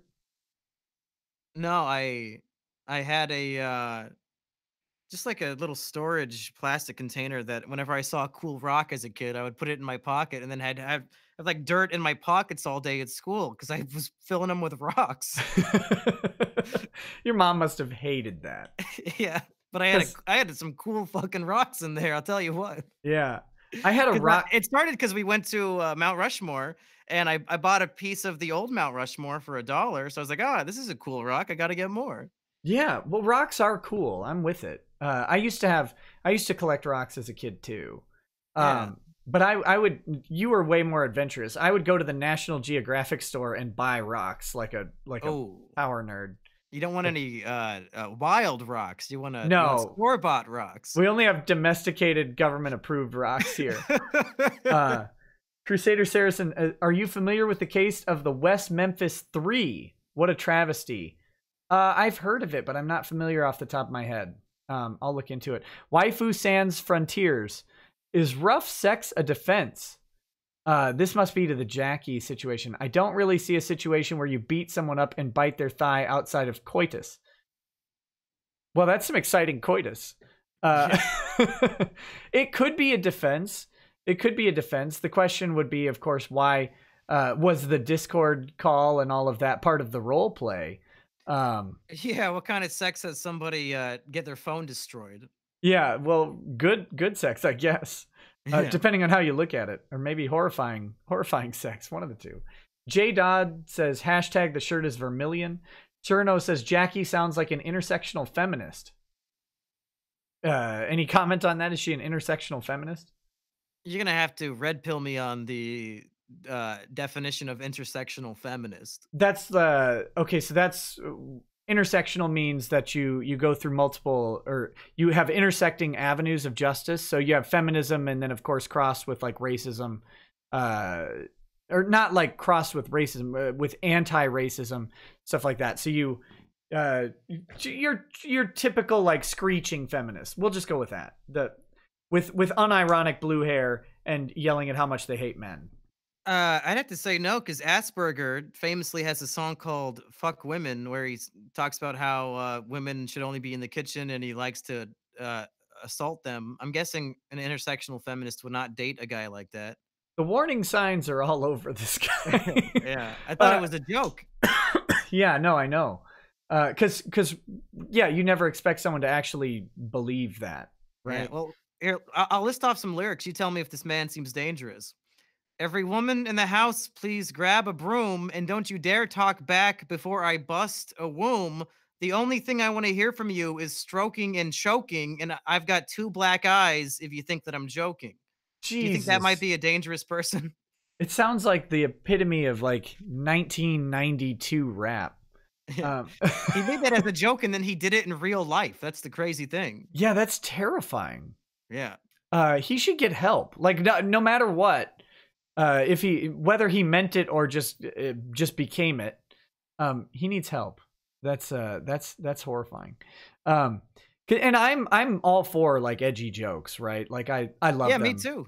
But that, like when it manifests into reality, that's when you check into the therapist. Yeah, I found the song very funny up until he did it in real life, and then I was like, oh well. Maybe this came from a darker place than I thought. Yeah, this was funny. Now it's awful. Short Yeah. Print Gamer says, in retrospect, it's unfortunate Jackie survived. Oh man, that's Oof. I don't know if I go there, but No, that's a I bold. wouldn't go anywhere near there. Sean says, or Sean Holwanger says, Mumkey is a supreme gentleman. I agree. I agree. I Gawker's. can put this out for a fedora if the chat so requests. Wait, do you I'll have get a the fedora nearby? I have 2 fedoras right over there. Do you Oh, want the black one or the red one? let's go with the red one. Okay, I'll be right back. Yeah, I'm gonna read some more. Gawker's Death Rattle says, I intervened in a guy beating his girlfriend. He swung at me instead. Crown charged him on my behalf in Canada. At trial, she got on the stand and accused me. All right, here we go. Supreme time. Oh, can we get a milady? Oh, my lady. Thank I you love it. I love doing it. And you do it well. You do it well. Oh, I have lots of practice hitting on women. Not as much practice hitting on women as Asperger. Yeah, I was gonna say Asburgers and Chris Brown got you beat at hitting on women.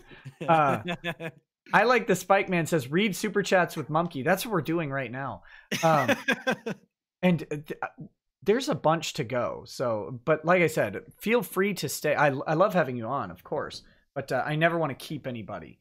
So, Y says, when jokes go too far should be called It's Just a Prank, Bro. That's the Fox special, the Fox reality special. It's just a prank, bro. Yeah, you've got to pitch that show to somebody. We should get except that I hate legacy media so much that I don't even want them to have it. Yeah. It's just a prank, bro. Have you seen that? I love the prank videos on YouTube where they've got the people in the house who like take turns pranking each other, like roommates.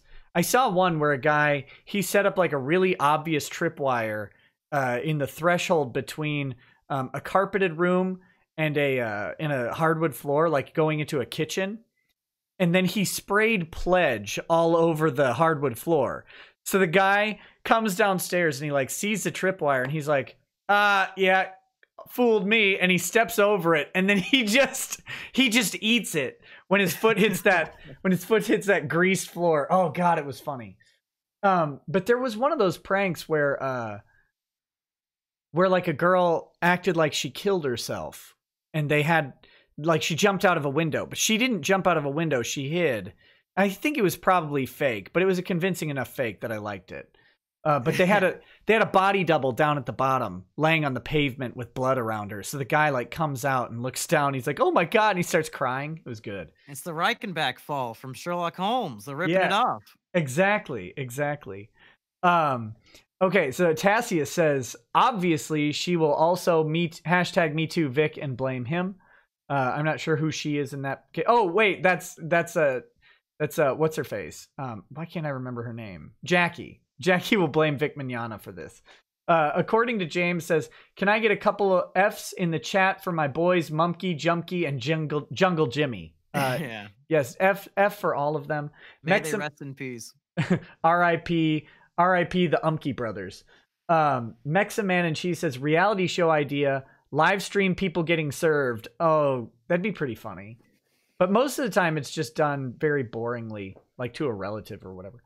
The End says, is it sad or funny the bizarre stuff SJWs can get away with saying?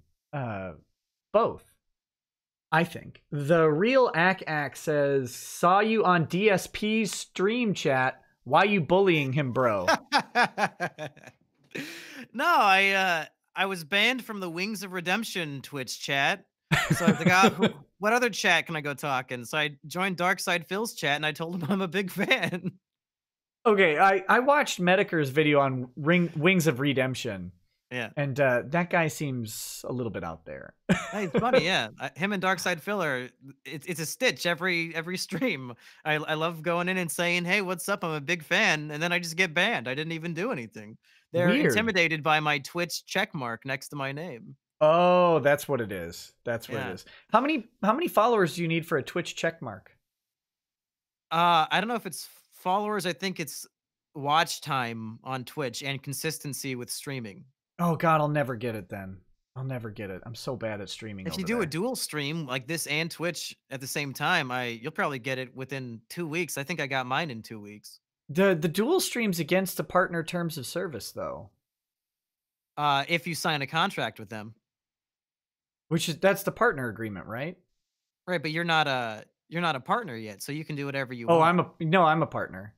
With Twitch? Yeah, I think so. Oh, well then you already have it. Right. Oh, so I have the check if I go in someone's chat? Okay, cool. I should troll them too. Cormoran says, Disney took you down like a negative Captain Marvel review. It wasn't Disney who took me down. I'm guessing it was a guy who lies about being a veteran of the UK Armed Forces. TLJ Screwjob says, hey, Nick, sorry if it's off topic, but would Vic's case be state or federal? It depends on who he's suing. Also, what's the difference? And can stuff questioned in discovery be brought up in front of the jury too, i.e. the Samantha Inu Hart fake swatting and discussions with other VAs? In order, it could be state or federal, depends on the defendant. It'll be different for different people. What's the difference? The difference is not much. The difference will just be what court it's held in. Can stuff questioned in discovery be brought up in front of a jury too? Yes, absolutely. Yeah, and both of the things you mentioned could. Books, games, pottery. Nick, if I made you one, would you like a bullwhip? If yes, what colors would you like? Yeah, that'd be sweet. I'd take a bullwhip. What colors?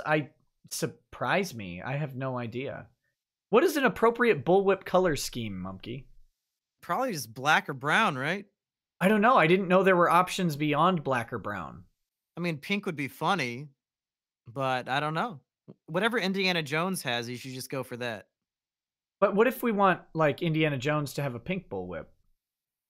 I think that'd be Indiana Janes at that point. Mindiana Jones. Society Liver 69. Mumkey, say in your Vincent voice, I'd F Michelle Obama even if she does have a massive schlong. Okay, I gotta get into character for this one. All right. I'd fuck Michelle Obama even if she has a massive schlong. There you go. Hope that was worth your $2 That was horrifying. Thank you. Yeah, that's Vincent the Atheist, my most famous character. Oh, that's Vincent Hates God, right? Yeah. That's when I had to make this 8th Twitter account. That's the name I came up with. Why were you banned off of Twitter so much? What brutal thing did you do? I made fun of a company in a video, and the company complained to Twitter. Which company? It was an anime merchandise company. I made a video making fun of their products because they sent them to me for free. And then they got you off of Twitter for that? Yeah. Was it a Twitter video or was it a YouTube video? No, I tweeted out the video and that's what they got me on. Wow, that's amazing. Yeah, it's bullshit. It's the most bullshit Twitter takedown of all time. Which company? Do you remember the name? It's called Eternal Geeks. Eternal Geeks. Yeah, disgusting. Well, how shameful. Yeah. How shameful. You know, you send someone your products, you don't always get a positive review, guys. No. The problem was in their email where they offered me like, hey, we'll give you these free products if you review them. They said that they were a big fan of my anime content, which pissed me off because all of my anime content was things like Cory in the House, Mein Kampf. These are the animes I was reviewing on my channel. So clearly their email was full of lies and I had to punish them. That's fantastic. The Mein Kampf anime. Yeah. Is that a real thing? They did not actually click on any of my videos. They were just spamming me. Oh, that's too bad. I got a email from Callmart today. Callmart. They want you to sponsor a They product? didn't say that. They just said they were very interested in my YouTube channel. And so I looked up what the app was, and it's where people can pay to call you on the phone personally. Which seems okay. Yeah, I guess. I don't How I don't much know. do you make off of it? I think you might set your rates. So I don't know. Cool. Asterios Kokonos just gives out his number for free. Right, he should get on Callmart. Yeah. Who has time to answer like personal? I hate answering phone calls now. Just normal ones. Like, I hate when anybody calls me, much less like everybody. Yeah, That'd be when I'm weird. at his place, he'll just be answering the phone all day from random fans who he gave his number to. Oh, Asterios. Yeah. That seemed like a good plan at the time. Kayla Donaldson, recent subscriber, love your show. Thank you. I have a letter of support I want to send to Vic. Any idea where to find his email? It's on his website. It is public, I believe. But I'm not going to give it out just in case it got taken down. But it's on his website. TLJ Screwjob says, also, can you go into detail about the 25 other women not being able to testify in the Vic case? Is it because they don't have any association with the people accusing Vic?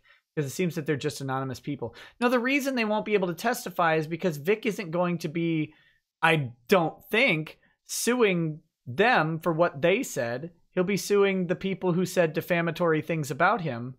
And those 25 other women won't be involved in whether or not the one person he's suing is telling the truth or not. You don't get to just parade people in to prejudice a jury. The detail is that the people who said that they've got 25 other women in the waitings obviously have not talked to a lawyer about this still, even though I've been telling them for weeks that they're getting sued. Jonathan Frank says, see Johnny Depp case. I did see it, but I haven't looked into it yet. Also, UCMJ video, cultist number 7. Yeah, we do need to do the UCMJ video. TLJ Screwjob. Oh, no. And how do character witnesses work? Because maybe one of those 25 women is Vic's ex-fiance who said she supports victims in the IO9 article. Or maybe they were banking on her to testify on their behalf. Anyway, what would be possible? Would that be possible in this case? They're not going to get to bring up Vic's character. You don't get to just attack someone's character. Only if you raise their character as an issue do you get to talk about it. Rick Rekieta says, remind everyone you're not Vic's lawyer again. I'm not Vic's lawyer. Mumkey, do you have any idea how many times you can say something and people still think that you're the lawyer? I don't. I've said so over and over. I'm not. Matt Baldwin says, Mumkey is too close to the truth. Kill team deploy. Uh-oh. So Xander's Rant says, Mumkey, thoughts about Robo Buddies giving up YouTube? Robo Buddies is what, some female cartoon YouTuber. I talked to her on a podcast once because she went to high school with the guy who I like to make fun of, and she told a story about how he's like a weirdo pervert in high school. I didn't know that she was quitting YouTube. I actually don't really follow her stuff, but that's too bad if that's true. I wonder why. Yeah, I've never heard of her.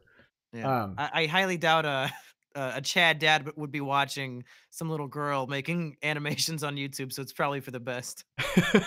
So I will avoid it like the plague. Yeah. Punk Panther says, are Jamie and Mars Girls letters late? I don't know who's getting letters or what. By the way, how many lawyers does it take to roof a house? Depends on how thin you slice them. Oh, thank you. P.S. Thought you might like this meme later. Heart the stream. Thank you. Night of Hope X. Clarification. Abolitionism was invented in the West and first implemented via the British Navy. The GOP was also started to end slavery. The left's accusation of supremacism beyond being synonymous with the West is the exact opposite of reality. Hope that helps. Thank you. Slimo Jones says, this is another one of your siblings that you have sex with, apparently. Yep. If a company were to sue using laws that explicitly protect publishers, would it be fair for the government to recognize that company as a publisher? The problem is CDA 230 is an extra layer of protection that only online companies get. No one else in the world gets it. Only companies online in their online business. Sakaki Onsai says, RE, internet as a public utility. You need to get Styx Hexenhammer 666 on for that. He's a big supporter of it. Are you familiar with Styx? No. Are you familiar with Razor Fist? No. Oh, okay. Well, I was going to say a lot of YouTube. I was going to say Styx looks like Razor Fist without a shirt. But there's if you don't know him, it's not funny. So I'm sure somebody out there laughed. You got 3,000 people watching. I hope so. The Ghost says, if they make safe harbor contingent upon upholding First Amendment principles, it would work. Maybe. Steph, but maybe. Steph Dev says, Internet Bill of Rights, make it law, enforce law. I'm hesitant I'm hesitant on that. I don't know that that's the right way. I like the Spike Man says, "Rawr, X3 nuzzles pounces on you. You so Stop warm. reading that. You so warm. Couldn't help but notice your beard from across the floor. Lost a bet. Sorry for this, Nick / Mumkey." Great. I hope that was worth your dignity. What was that? Rawr Like X furry speak. Oh, sure. I hope I'm not a bald cub or whatever it is, a hairless cub. I've learned so much being on the internet that I've never wanted to know, as I'm sure you understand. I've taught people on the internet many things they didn't want to know. Yeah. Amtank says Prune Yard Shopping Center versus Robin's Burger Court. Okay. Rusco Disco says, "What's your favorite sitcom and why is it Frasier?" I don't really care for sitcom. What's your favorite sitcom? Probably Malcolm in the Middle, right? You ever seen that one? Yeah, that one's good. I like Red Shoe Diaries. I think that was my favorite sitcom. I don't even know that one. How old is that, you boomer? Oh, dang it. Red Shoe Diaries was one of the first like Showtime titty shows that they used to do, like before Cinemax came out and just put like soft porn all over the premium channels. Oh. So it was a okay. Too old for the internet. Sorry guys. Xander's Rant says, "Ask Mumkey what he thinks about God." What do you think about God? Well, I know Vincent hates God. And that's about it. So you don't want to talk about your personal relationship with Jesus Christ, your Lord and Savior? I went to church up until I was about 16, and then I stopped because I didn't like it. Yeah, I stopped going to church pretty recently. Not because of any crisis of faith, but just because of a crisis of going to church. Yeah, you could just pray at home. Sundays are really early. Like the whole day is early for me. And I don't live near a big enough church to have like the 14 different services on a Sunday. So, well, sorry. So you have no crisis of being like a Christian who doesn't go to church. No, I have so many problems with the modern structure of church that I have no qualms about it. Hey, there you go. So that's me though. Landon Mack and James says, "Gotta know your top 3 favorite anime, Mumkey. It's his job." Do you want the joke answer or the real one? Because I'm yes. like the fake anime guy. Yes, both of them. Well, I mentioned earlier with Vic Macaroni or whatever his name is that I really like Full Metal Alchemist Brotherhood. I really like Death Note. And we'll throw in Boku no Pico. Yeah, Boku no Pico is a great one. Corey in the House. I also really like, I guess, Steins Gate. There you go. There's some anime you should check out. There you go. Thank you for that. I recognize almost none of those. That's probably for the best. Such a bad anime. Like I like that you know Boku no Pico though. That's well, the best only because of the meme that people spammed it on my channel. And hey, you should watch it sometime on stream. I don't know if that's a good idea. I've seen how YouTube handles you. Y says Nicholas Cruz, aka Cold Steel Cruz, El Goblin de Educación Especial. Oh my god. Asia Frazier says, "Thanks for pronouncing my name right. You're welcome." Twizzy Empire says the Columbine shooters listened to Burn by 9 Inch Nails right before their massacre. I guess I've already been tainted by harmful material. Reek says Tzinch is a massive nerd. I agree. Joey Jojo says, "Nick, what is your opinion on Captain Marvel?" I want to see it. I do. You know, I love. Do you care about Marvel movies, Mumkey? Oh yeah, I love them. What's your opinion on Captain Marvel? I saw it opening night, and it's one of the most mediocre of the MCU. And I'm not saying that because I'm a sexist, even though I'm a major sexist and hate all women. It's not because of the sexism, even though the sexism is present. I'll say the movies. If you like Nick Fury, it's a good Nick Fury movie. But otherwise, you could it's skippable. It's not that great. See, I want to see it because I like the Marvel movies. The thing that I like people on YouTube, for example, a guy named Ethan Van Sciver, who's a critic, comic artist, and all around good guy. But he was really hammering on how bad Captain Marvel was going to do, and then it turns out it did really well. It's the sixth biggest global opening of all time. That's pretty damn good. Yeah. Almost $500 million in one weekend. Yeah, it's crazy. I think the marketing machine is more powerful than we could ever imagine. That was a Which my question is, how come Ghostbusters 2016 didn't have the same luck when it had the same narrative going into it of everybody saying that it's feminist propaganda and all that? I think I have an answer to that. The feminist propaganda of Ghostbusters is they were taking the defibrillator to a corpse of a property and trying to resurrect it with women first.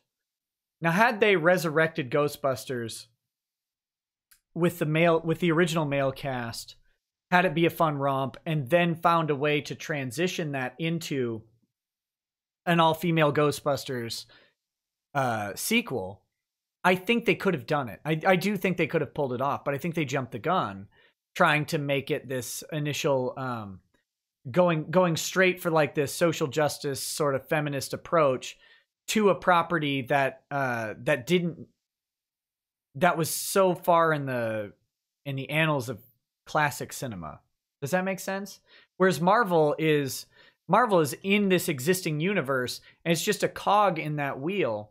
So they're not remaking some old property and suddenly changing everything that matters about it. You know, it's just kind of in the cultural sort of zeitgeist that exists. That's my theory anyway. I don't know if you have. And it does help that Avengers Endgame is going to be the biggest movie of all time, and that comes out in 7 weeks, and this movie was advertised as you need to see this before you see Endgame. So I think that is really giving it a big push too. Endgame comes out in 7 weeks? Yeah, at the end of April. Are you ready? No, I'm not. It's a 3-hour film. I'm not ready. I don't have babysitters for all these movies. You don't take your kids to see Marvel? Not. I would. No, mainly because of considerations for the rest of the audience. My youngest ones. Some kids that were older.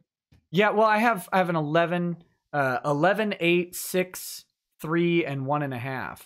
So the 3 and the 1.5 will get up and just make a disaster in the theater, especially a 3-hour movie. Right, it just won't happen. They don't care enough about the characters. The 11-year-old, the 8-year-old for sure would love to see them. The 6-year-old would probably like it, but 3 hours is pushing it for her too. Yeah. That's a long movie. So no, I don't. We don't take them to those. We take them to we took them to some of the kids movies that came out, but we try and go. I live in a really small town, and we know people who work at the theater, so we try and go when it's really low population. Because we're considerate, right? You don't want to. You guys gonna go see Toy Story 4? God, I hope not. I saw Lego Movie 2. That was okay. That was good. We took them to that. Okay. Solo Beverly says, "I am boy, sir. Assuming genders such. Lol. Sorry, I wouldn't want to assume or dead gender anyone." Goru says, "Mumkey Jones is the supreme gentleman." I think, yeah. Internet Freak says, "Incels are the next step in human evolution." True. Is that how we? Oh yeah, maybe that's what is it? Orson Scott Card. Have you read any of his stuff? Ender's Game. Yeah. Yeah. Did you read like the follow-up books to Ender's Game? Only the first one. Okay, and later in the stories, there's like this theory that he fronts called Gaiology, like Gaia. Ology, and it's the idea that there's a planetary evolution, and the planet can actually for all of the or shift evolution on all of the beings on the planet as if it were like part of a system. And so the idea, I guess, would be that incels would be the human evolution to stop the overpopulation you mentioned before. So there we go. On a similar note, the new Predator movie, the plot of that movie is that autism is the next step in human evolution, and that the Predator wanted to steal an autistic child to steal his autism powers. And that is not a joke. That is the plot of the film.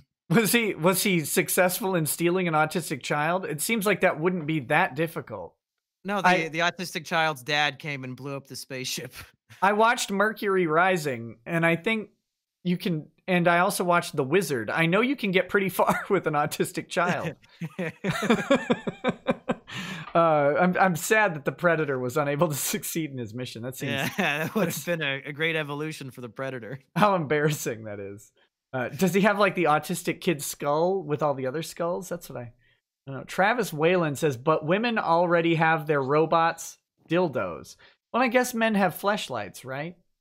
Yeah, but we want like a robot that looks and acts like a woman to a degree. Don't act too much like a woman, otherwise we're gonna have to get a brand new robot. Right. If it acted too much like a woman, Asperger's would be destroying them on the rig. We can't have that happen. He can't afford that. Fran Paula says overpopulation is a myth. World's population has already stabilized, and the opposite is true in rich countries because we are a K-selective species. Okay. I'm not arguing for or against overpopulation. That's beyond my YouTube pay grade. Reek says criteria for catapult: people who don't cover their cough or sneeze, Slanesh players, and furries. Yeah, I think we can make those blanket rules. Yeah, the furries should definitely be the first to go. Is there a salvageable furry that you know of? No. My go-to is Bonitis, because he's not actually, I don't think he's actually a furry. I mean, he's in the community as an artist. Well, if he's not a furry, he's not a furry. Well, I don't know what makes one a furry. Like, is it necessarily possessing the suit and dressing as the furry? Does that make you the furry? Or is it just being in the furry community because you sell art to them and go to the conventions? Does that make you a furry? Like, I think for the purposes of this catapult, it should be self-identification. If somebody is taking advantage of the furry community by selling them disgusting art, then I guess that's fine. But if you identify as a furry and you wear this suit and you go to the convention, let's just get you in the catapult. Okay, well, I mean, that solves it, I guess. Yeah. That's how we figure that out. Sargon of No Kid. That is a brutal name, man. What Did something happen to his kid? He had his wife had a miscarriage.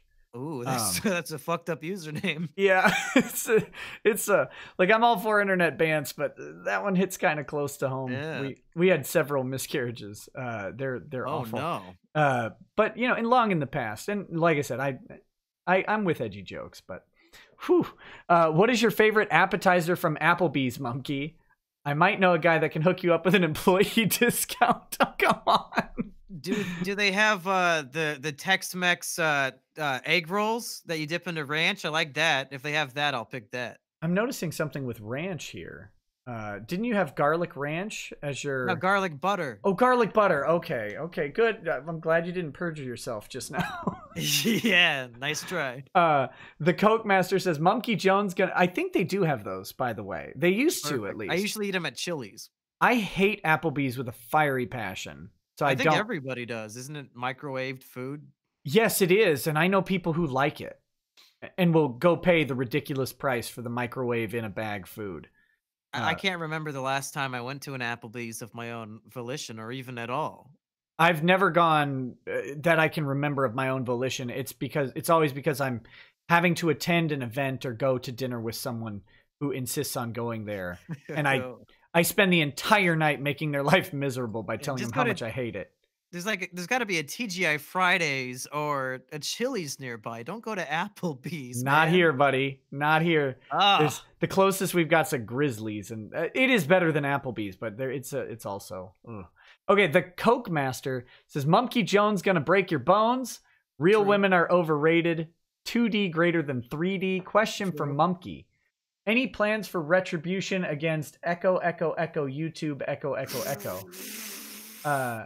Would Jumkey avenge you and commit righteous retribution against YouTube?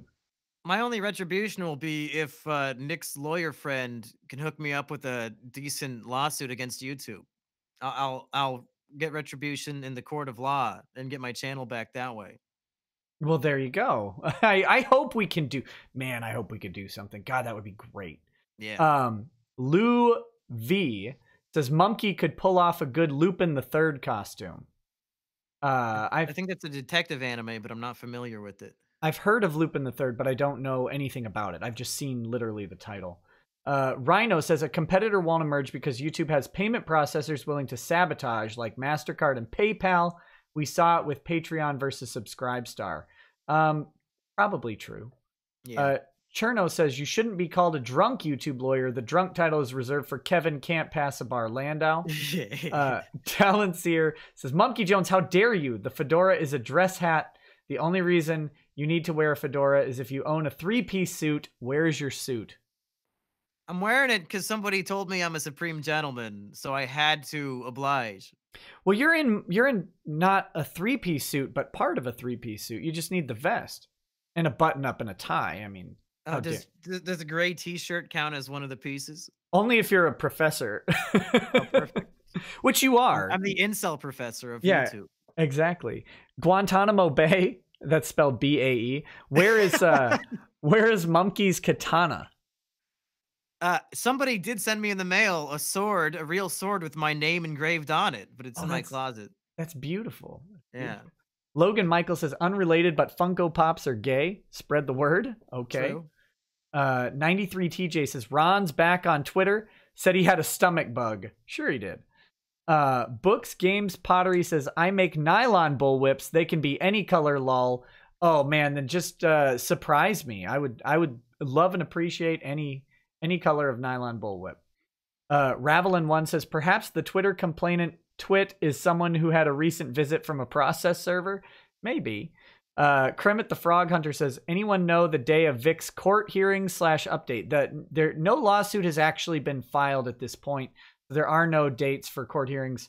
But if you keep watching this channel when there are, you will know. Toby Drange says, Nick should look at the YouTuber Toby Turner case. Do you know who Toby Turner is? I have no idea who that is. No. Okay.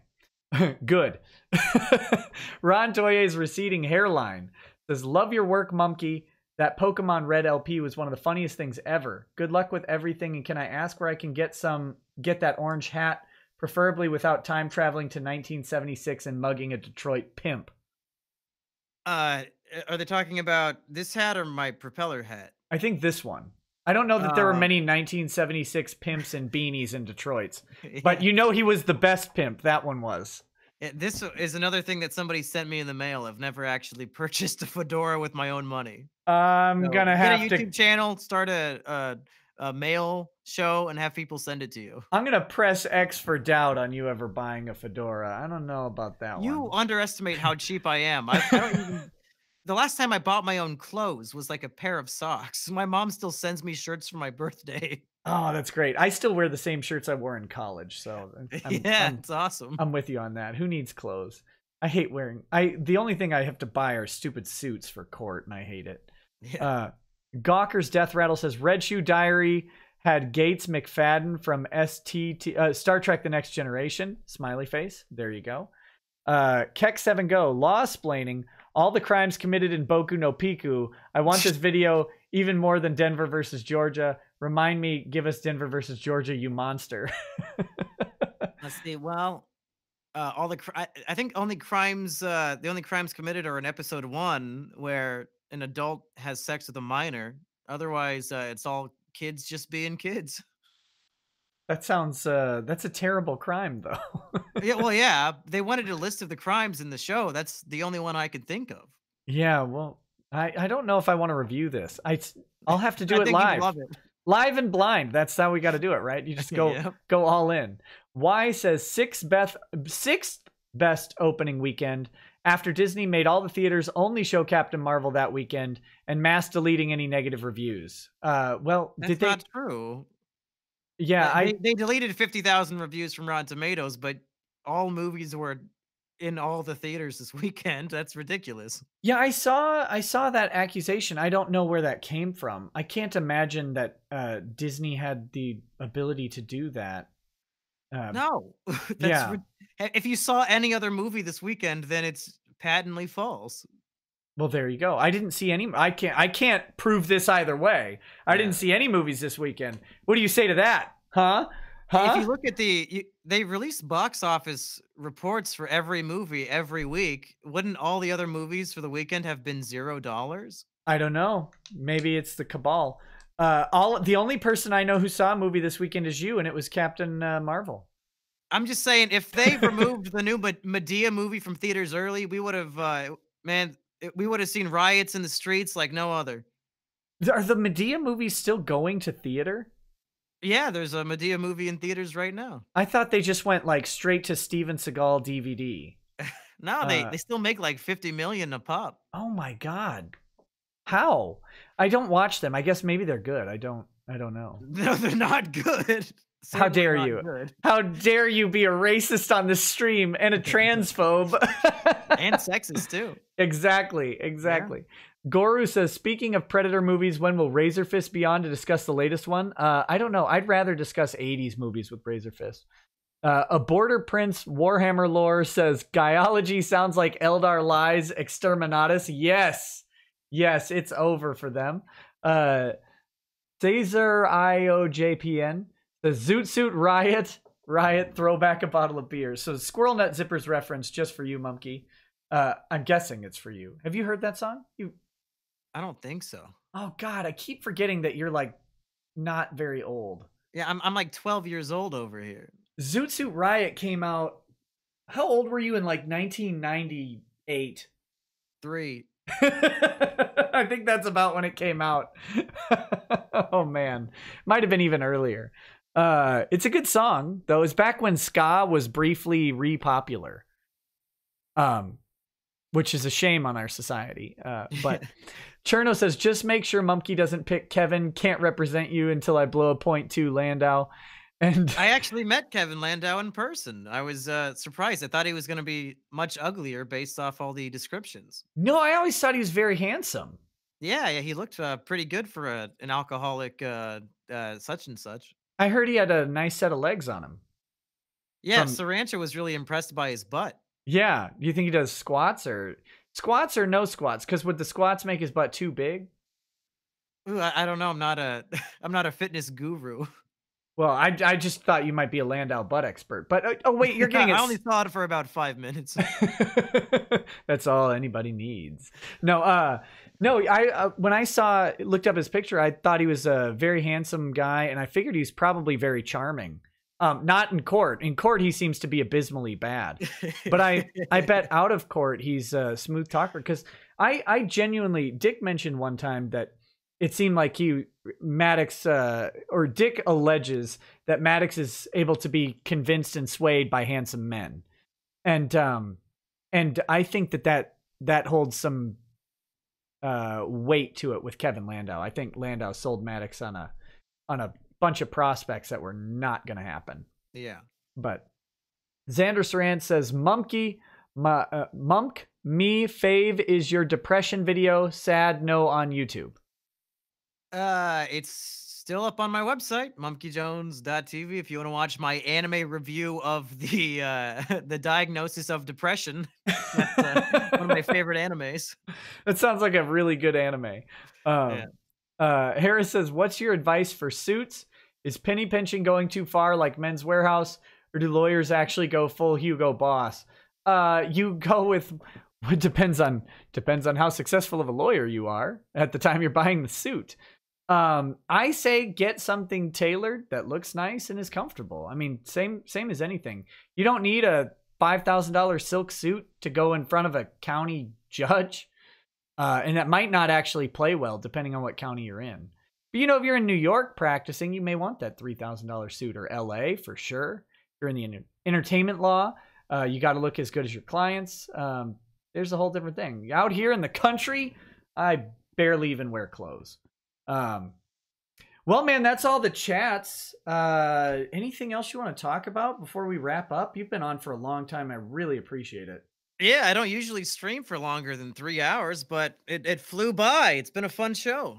Well, thank you. I want to remind people, mumkeyjones.tv and twitchtv.com/mumkeyjones. Check out his content, of course. And yeah, man, I'm gonna definitely hook you up with my buddy who might be able to. I can't make any promises, but might be able to come up with a cause of action with some strategy. We could probably do a conference call and talk about some ideas on how to get YouTube a cause of action against YouTube just to bring the suit. That would be the first step, because if we can do that, then they might not want to go through the nasty process of discovery and all that just to get, you know, when the alternative is, okay, here's your stupid YouTube channel back, right? Like that's the goal. So I've heard it's worked for other people, but yeah, I think that was all in copyright cases, but I've heard that YouTube immediately folded and gave back the channel. So maybe we will have the same luck. Maybe. Well, we'll talk, man. We'll talk about that. Don't leave. I'm going to say goodbye to you can say goodbye to the audience too, of course. I'm going to say goodbye to them, but I like to say goodbye to people personally who are on my stream, because I hate that like cold close. So yeah. Thank you all for watching. I really appreciate it. Check us out tomorrow. I guess I'm going to have Coach Red Pill on, assuming he confirms with me. And we'll be discussing his book and then whatever else comes to mind. Other than that, I guess stay tuned for the rest of the stuff and check out Mumkey Jones's channel. Mumkey, I'll give you the last words, man. Hey, thanks for tuning in and listening to me bitch about all my problems in life. And subscribe to Rekieta Law if you're here from my Twitter link. Subscribe. Great work here on YouTube. Thanks, buddy. I appreciate it. Oh, God, there's one flippin' chat that came in late. So now you made me a liar. I'm going to take okay. Blaine 20 says, this morning I made coffee with Red Bull instead of water. After 15 minutes on the highway heading to work, I realized I'd left my car at home. All right, guys. Thank you so much. Y'all have a good night. Peace.